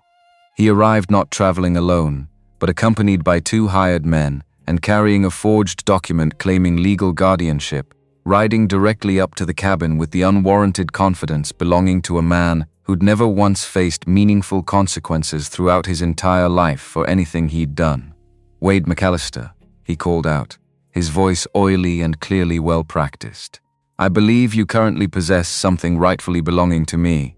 Wade stepped into the doorway, his full considerable height filling the frame the same way it had that initial night Hannah had originally arrived. Except now nothing about this particular test carried any playful undertone whatsoever. You're entirely unwelcome on this property. Pruitt, I hold legitimate legal claim here. The boy represents my own nephew. The boy represents family, Hannah said, stepping forward beside Wade. Sam pressed closely behind them both, silent now but no longer attempting concealment. Your particular claim to that title ended permanently the day you sold land his own parents died defending against intruders. Ezra's confident smile flickered briefly, just barely, confirming everything Henry had previously only suspected privately. You should exercise caution making accusations you genuinely cannot prove, ma'am. I don't require formal proof, Wade said, his voice low and entirely final. I simply require you removed permanently from my mountain property. Behind him, Sam's hand found Hannah's grip tightly, and for the first time since her original arrival on Bear Ridge, Hannah understood with complete certainty that this particular confrontation wasn't going to conclude with merely another letter or another strategic retreat down the mountain trail.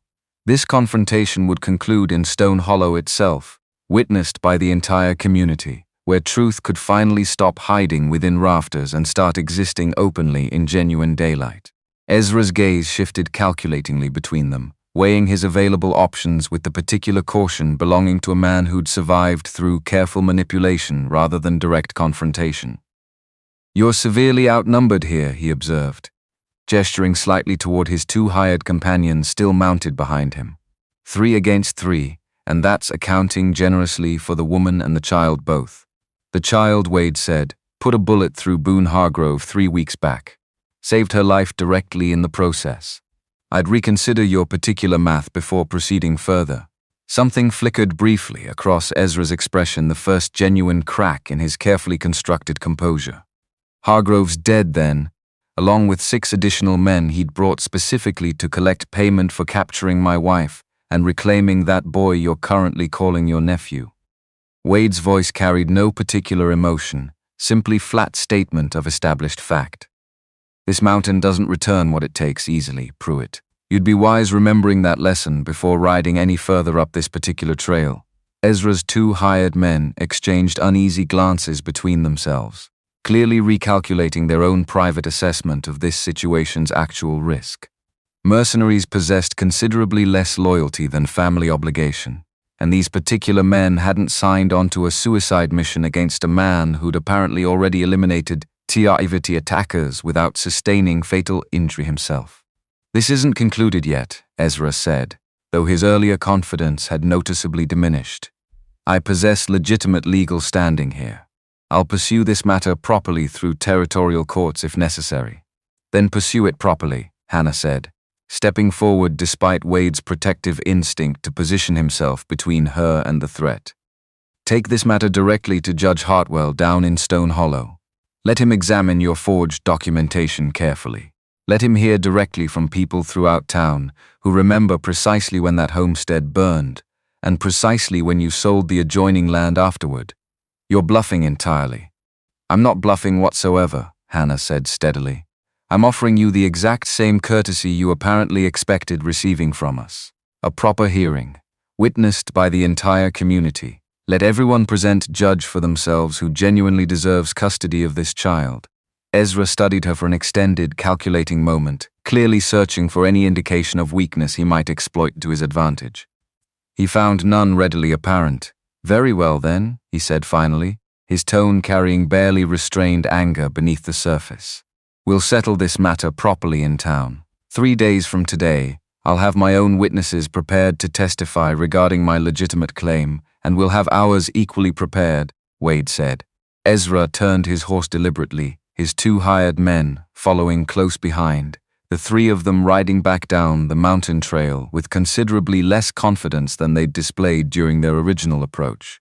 Once they'd vanished from sight completely, Hannah turned toward Wade with genuine concern evident in her expression. 3 days isn't sufficient time to properly prepare a defense. It'll have to suffice regardless, Wade said, because the alternative involves continuing to fight every individual he sends up this mountain indefinitely, and eventually our luck runs out entirely. He looked down at Sam, who remained pressed close against Hannah's side. Boy deserves better than living permanently as a fugitive on this mountain, hiding from every stranger who might represent another threat. Sam looked upward at both of them, his expression carrying something that resembled genuine determination beneath the lingering fear. I'll testify, he said clearly, his voice stronger than either had heard previously. I'll tell them precisely what I remember from that night. Hannah knelt down beside him immediately. You don't have to do this, Sam. Nobody's requiring this sacrifice from you specifically. I want to do this, Sam said firmly, He killed my family. I won't let him take anything else from me ever again. The following 3 days passed in careful preparation. Henry Tubbs returned to assist them, bringing along Percy Dunmore from the Mercantile, who confirmed publicly that he'd witnessed Ezra Pruitt selling that particular parcel of land mere weeks following the raid, well before any reasonable grieving period had elapsed. Frank Lasky agreed, testifying regarding Hargrove's known reputation as a corrupt bounty hunter operating with a stolen badge, someone Ezra had clearly hired deliberately for his particular skills at violence rather than legitimate law enforcement. On the appointed morning, they descended the mountain together as a unified group, Wade still favoring his healing leg slightly, Hannah walking close beside him, Sam between them holding both their hands simultaneously, no longer hiding from anyone who might observe them openly. Stone Hollow's main street had filled considerably beyond its normal capacity by the time they arrived, word having spread rapidly throughout the surrounding territory about the unusual hearing scheduled to occur. Judge Hartwell had established a makeshift courtroom inside the town hall, the modest building packed entirely with curious residents eager to witness whatever truth might emerge from this confrontation. Ezra Pruitt sat positioned at one side of the room, his expensive clothing looking distinctly out of place among the frontier town's practical residents. His 2 hired witnesses sat nervously beside him, clearly uncomfortable with the public scrutiny their presence invited. Judge Hartwell called the proceedings to order with practiced authority. "We're gathered here addressing a custody matter regarding a minor child, alongside related questions about certain land transactions and reported criminal activity. Mr. Pruitt, you may present your claim first." Ezra stood, adjusting his coat with deliberate composure. "Your Honor, I'm this child's legal uncle by blood relation. Following the unfortunate raid that claimed his parents' lives, I've sought reclaiming my rightful nephew from this man's custody, a man who possesses no legal standing whatsoever regarding the boy. And you deny any involvement in that raid itself?" "Absolutely deny any such involvement," Ezra said smoothly. "I was devastated learning of my brother's death." Percy Dunmore stood immediately, requesting permission to speak. Once granted, he addressed the room directly. "I can confirm personally that Mr. Pruitt sold the adjoining parcel of land to Continental Mining barely 2 months following that raid. Land his own brother had refused selling for nearly 5 years prior. Despite considerable pressure from that same mining company, murmurs rippled through the assembled crowd. Ezra's expression tightened visibly. Though he maintained outward composure, land sales prove nothing definitively, he said. "Grief affects people differently. Perhaps I simply needed the money following my brother's tragic death." Frank Lasky rose next, addressing the judge directly. "I can testify that Boone Hargrove, the very bounty hunter who attacked McAllister's cabin 3 weeks back, was known throughout this territory as a man who worked exclusively for payment, regardless of legality. Someone clearly hired him specifically for that particular assault." "Speculation merely," Ezra interjected sharply. Judge Hartwell raised a hand for silence. "The court will hear from the child directly if he's willing to speak." All eyes turned toward Sam, who stood between Wade and Hannah, his small frame suddenly appearing considerably more vulnerable beneath the weight of so many watching strangers. Hannah squeezed his hand reassuringly. Sam stepped forward slowly, his voice initially trembling but growing steadily stronger as he spoke. "I remember that night clearly. Men came to our home in the darkness. They weren't wearing paint or markings like the natives typically did. I heard them talking before everything happened. One of them mentioned a name, Pruitt, saying their employer wanted the land cleared completely. With no survivors remaining to dispute the matter afterward, the room fell completely silent, every person present hanging on the boy's careful words. I hid in our root cellar," Sam continued. "I heard my parents being killed upstairs. I heard everything, even though I couldn't see what was happening." His voice cracked slightly, but he pressed forward regardless. "Mr. McAllister found me there days later, half-starved and terrified of everyone. He never hurt me, he never threatened me. He simply gave me food and shelter and patience, even when I couldn't speak for months afterward." He looked directly at Ezra then, his young face carrying an intensity that seemed to age him considerably in that single moment. "I remember your voice from that night. You were there, giving orders. I'd recognize it anywhere." The crowd erupted into shocked murmuring. Ezra's face had gone pale, his earlier composure completely shattered. "This is absurd," he sputtered. "The testimony of a traumatized child, coached obviously by—" "Nobody coached him," Wade interrupted firmly. Stepping forward, he spoken those words himself in his own time. When he finally found the courage necessary, Judge Hartwell studied Ezra carefully, then turned toward the assembled witnesses, the accumulated weight of testimony, financial records, and a child's haunted memory creating an undeniable pattern. "Mr. Pruitt, given the testimony presented here today, alongside documented evidence regarding suspicious land transactions following your brother's death, this court finds your claim to custody entirely without merit. Furthermore, I'm ordering a formal investigation into your involvement with the raid that claimed your brother's family." Ezra's hired witnesses immediately began distancing themselves visibly, recognizing the shifting tide of circumstances. One stood abruptly. "I want no part in this matter further, Your Honor. I was paid simply to appear." "Nothing more substantial than that." Judge Hartwell nodded toward the town's sheriff, who moved forward to detain Ezra Pruitt before he could attempt fleeing the proceedings. The crowd watched as the man who'd orchestrated his own family's destruction was led away in restraints, his earlier confidence completely evaporated. Once the chaos settled, Judge Hartwell turned toward Wade and Hannah directly. "Given everything presented here today, I'm formally granting legal custody of this child to both of you jointly. The boy belongs with the family he's genuinely chosen, regardless of blood relation." Sam looked up at them both, tears finally breaking free, though these particular tears carried something entirely different than the grief he'd previously known. Relief, perhaps, or something approaching genuine joy for the first time in many months.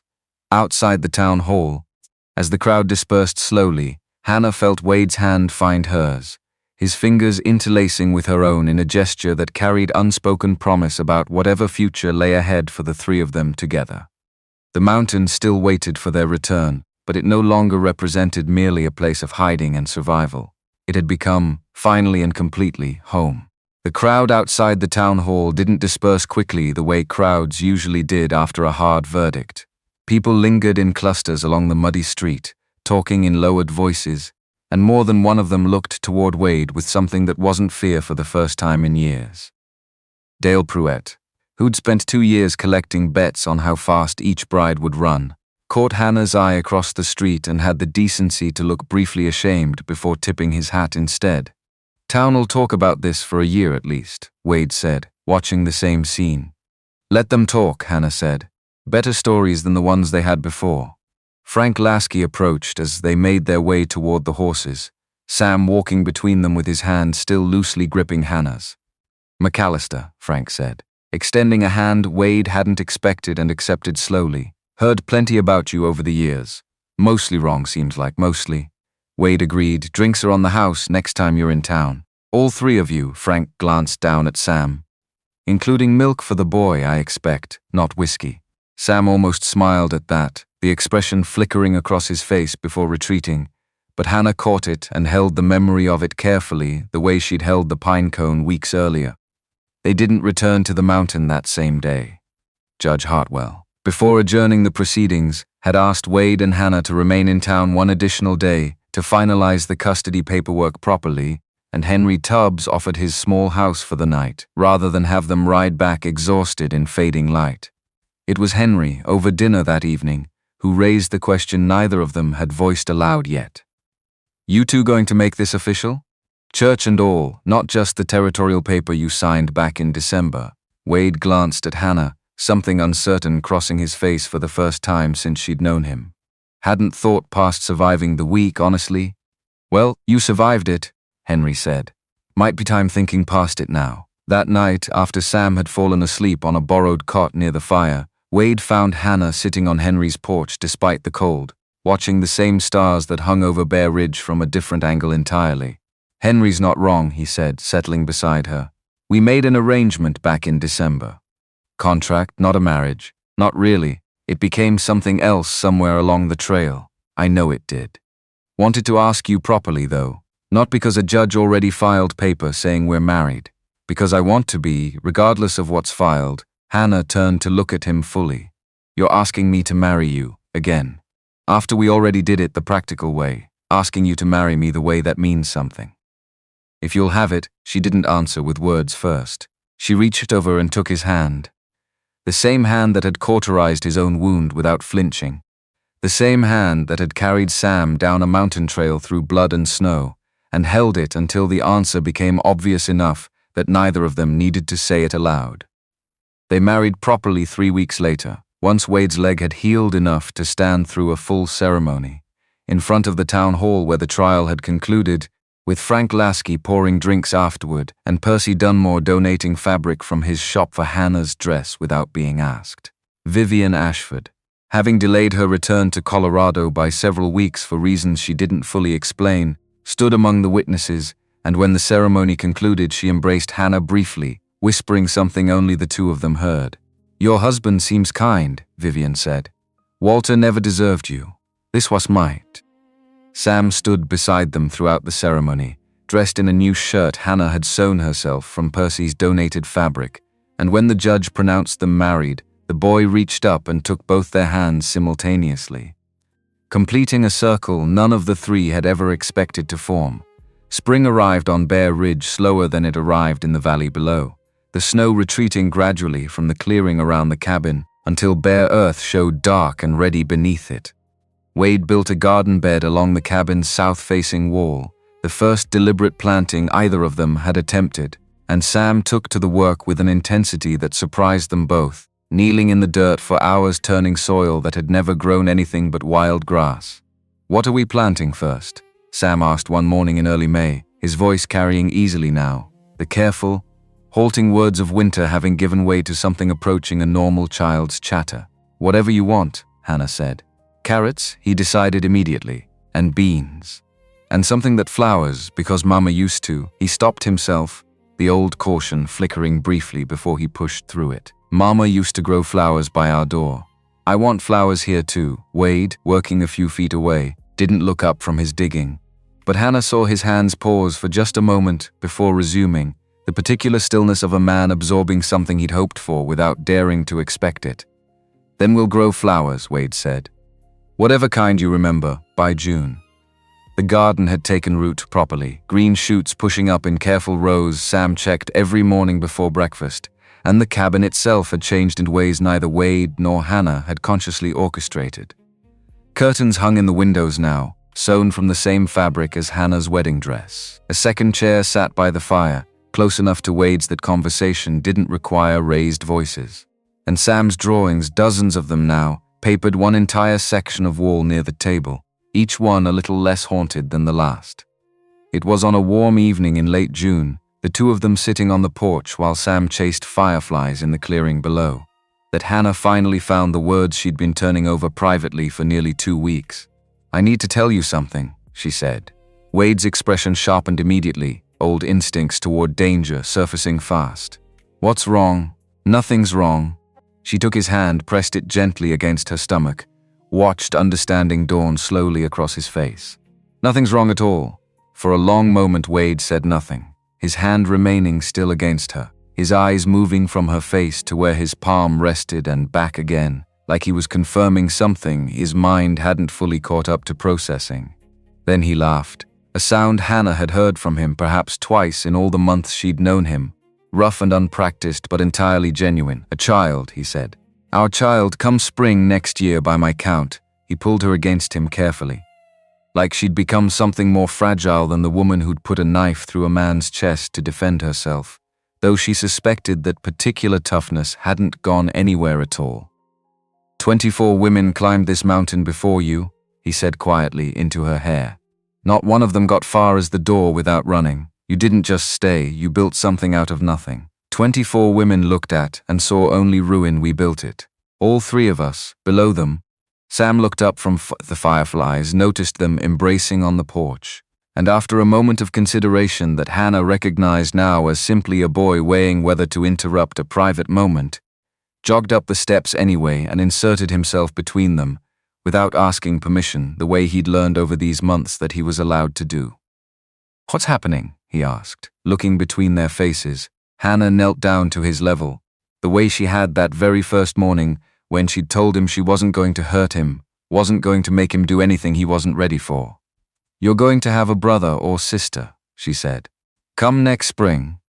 Sam's face went through several expressions in quick succession: confusion, then calculation, then something that bloomed slowly into genuine, uncomplicated joy, the kind Hannah hadn't seen on him even once during the hardest months on this mountain. Will they be scared of everything too? He asked. Like I was? They won't have to be, Wade said, kneeling beside him, because they'll have you looking out for them, and you know better than anyone what it takes to make somebody feel safe. Sam considered this with the particular seriousness he brought to everything that mattered to him, then nodded once, decisively, the way Wade himself nodded when a decision had been properly settled. I'll teach them to shoot, Sam said. Once they're big enough, maybe start with something gentler first, Hannah said, fighting a smile. Reading, perhaps. Reading first. Shooting after. The three of them sat together on the porch as the fireflies multiplied across the clearing, and the last of the daylight faded behind Bear Ridge. The cabin behind them no longer the fortress it had been built as, no longer the place that had swallowed 24 brides and spat them back down the mountain in fear. It had become, slowly and without either of them planning the transformation, simply home, the kind built not from blood or convenience, but from two people and a broken boy choosing each other, deliberately, again and again, through every difficult season that had tried to convince them otherwise.